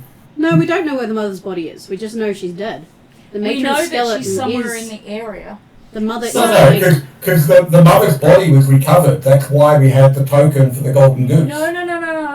The mother's body was found, not recovered, and they found the token on her. We have not visited the mother's body. We cannot use magic to find the Moorcroft, but could we use magic to find the mother's body? And might that help us find the Moorcroft? I had the understanding that the mother had been recovered by Clarissa and presumably was entombed somewhere down in the Storm King's castle. No, but on the casino ship we were told there is an island with a storm giant skeleton. Yes. And the matron is the mother. No, the matron is not the mother. The matron is not the mother? No, because I mean, yeah, What happened to the matron? how did the Golden Goose no one knows token it. get found and be connected to the mother? So, yeah, I did notice with the wording of that, it never said that the skeleton was the matron. No. No.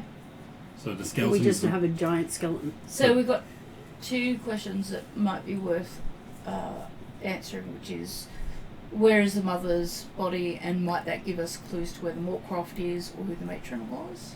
so I think And who was the matron? the skeleton on the island might be the matron, and the mother is currently entombed down in the Storm Castle. I don't think she was, because we couldn't get access to it. I'm pretty sure we asked where the mother's body was. It was inferred that we should know, and that it was where it had fallen. Is that correct? Because Yes. I tried to do the cop show detective thing and That's got right. nowhere. Yeah.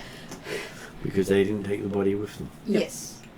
So, But do then- we want to check where the matron's, the mother's body is, and see if that gives us more clues? cop show detective goes, where the body is, there is clue. Because I presume it's going to be in the area. Because both giants fell.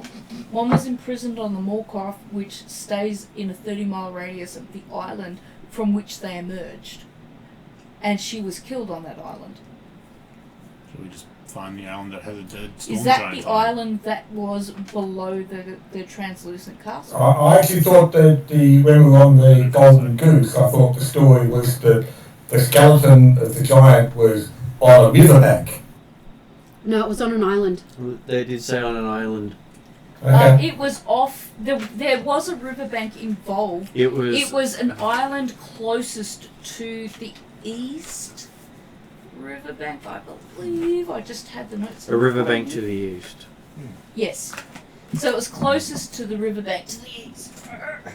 Okay. I think the island that the ice castle was on was too far out.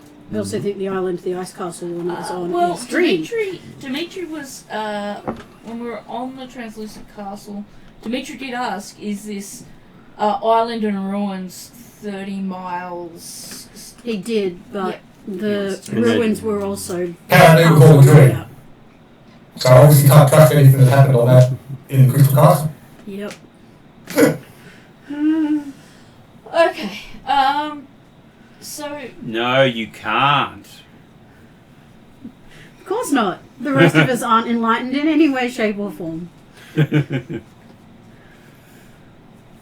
I'm going in circles now. Why don't we just go to the east riverbank and then just find the nearest island? Yes. Why don't we just Those fly are the up? directions we were told to find the island. Why don't we just fly up? Yeah, let's just fly up and have a look around, see if we see islands.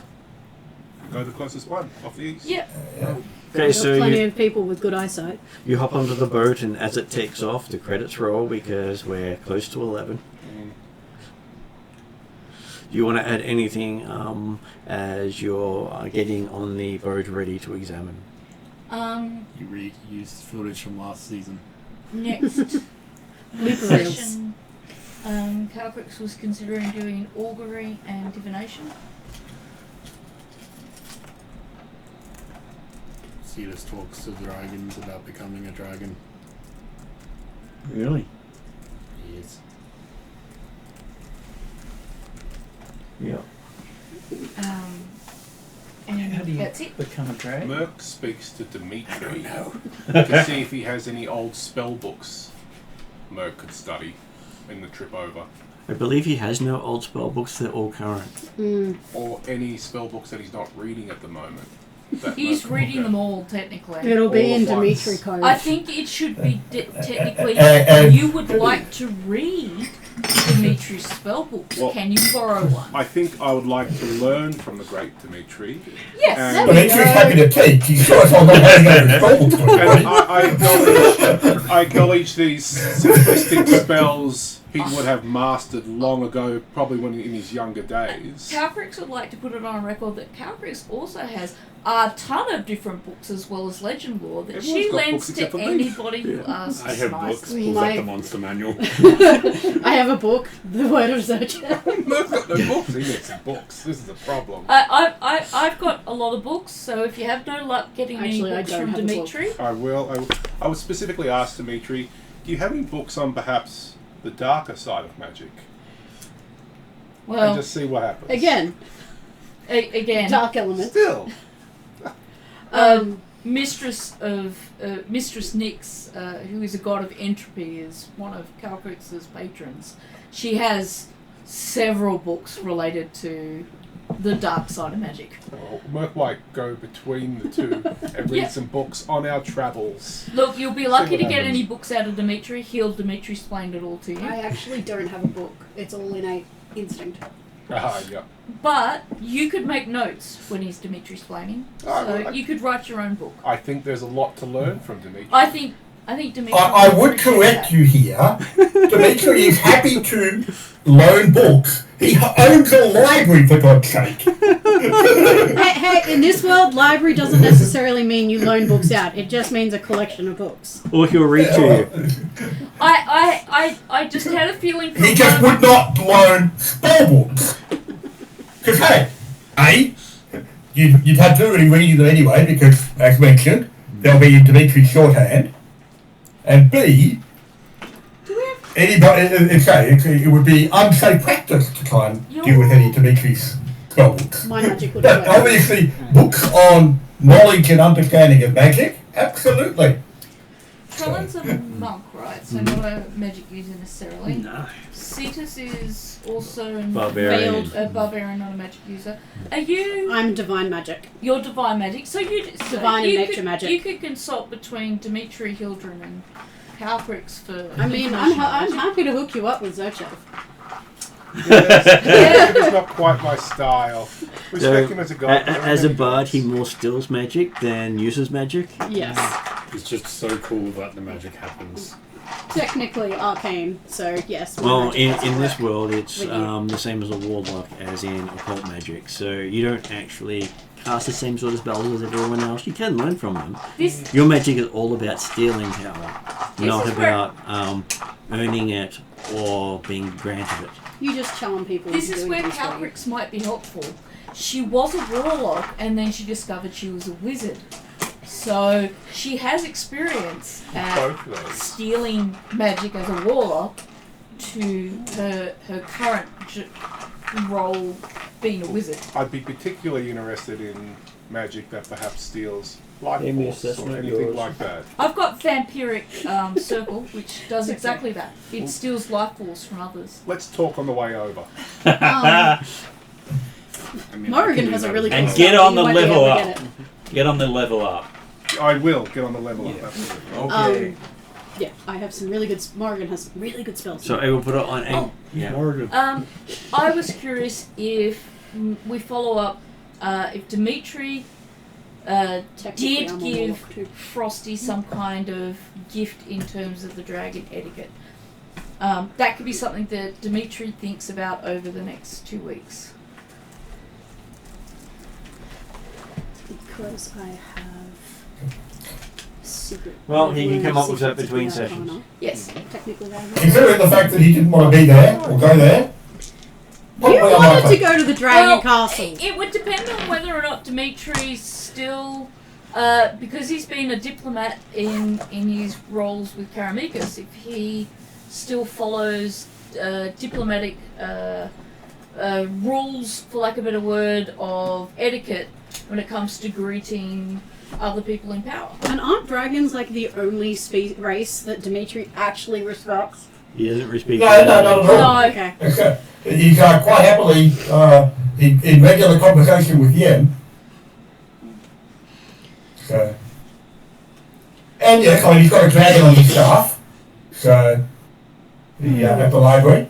So, I feel like Drazzle might, and that's a big might, be the only person Dimitri might accept information from. And I would like to point out, at the end of last session, you said you wanted to go see the dragon. no, he said that it looked like we had to see the dragon. Because there was no other options, because suddenly the islands that we'd seen the night before were no longer visible because the whole world, the whole area become frost covered. I'm pretty sure Dimitri was in the let's not go see the dragon camp. It was the, we have to see the dragon because the dragon's forced no other options. I have no notes for this, so I can't remember. That was what he said. So, Okay. anyway, I'm going to catch you later, guys. Thanks very much. We'll see you See later. ya. Sorry I missed most of it, All but good. obviously you got to see the important part of Dimitri, so it's okay. Going to end credits. We'll see you later, Jeremy. Good night. Thanks very much. So yeah.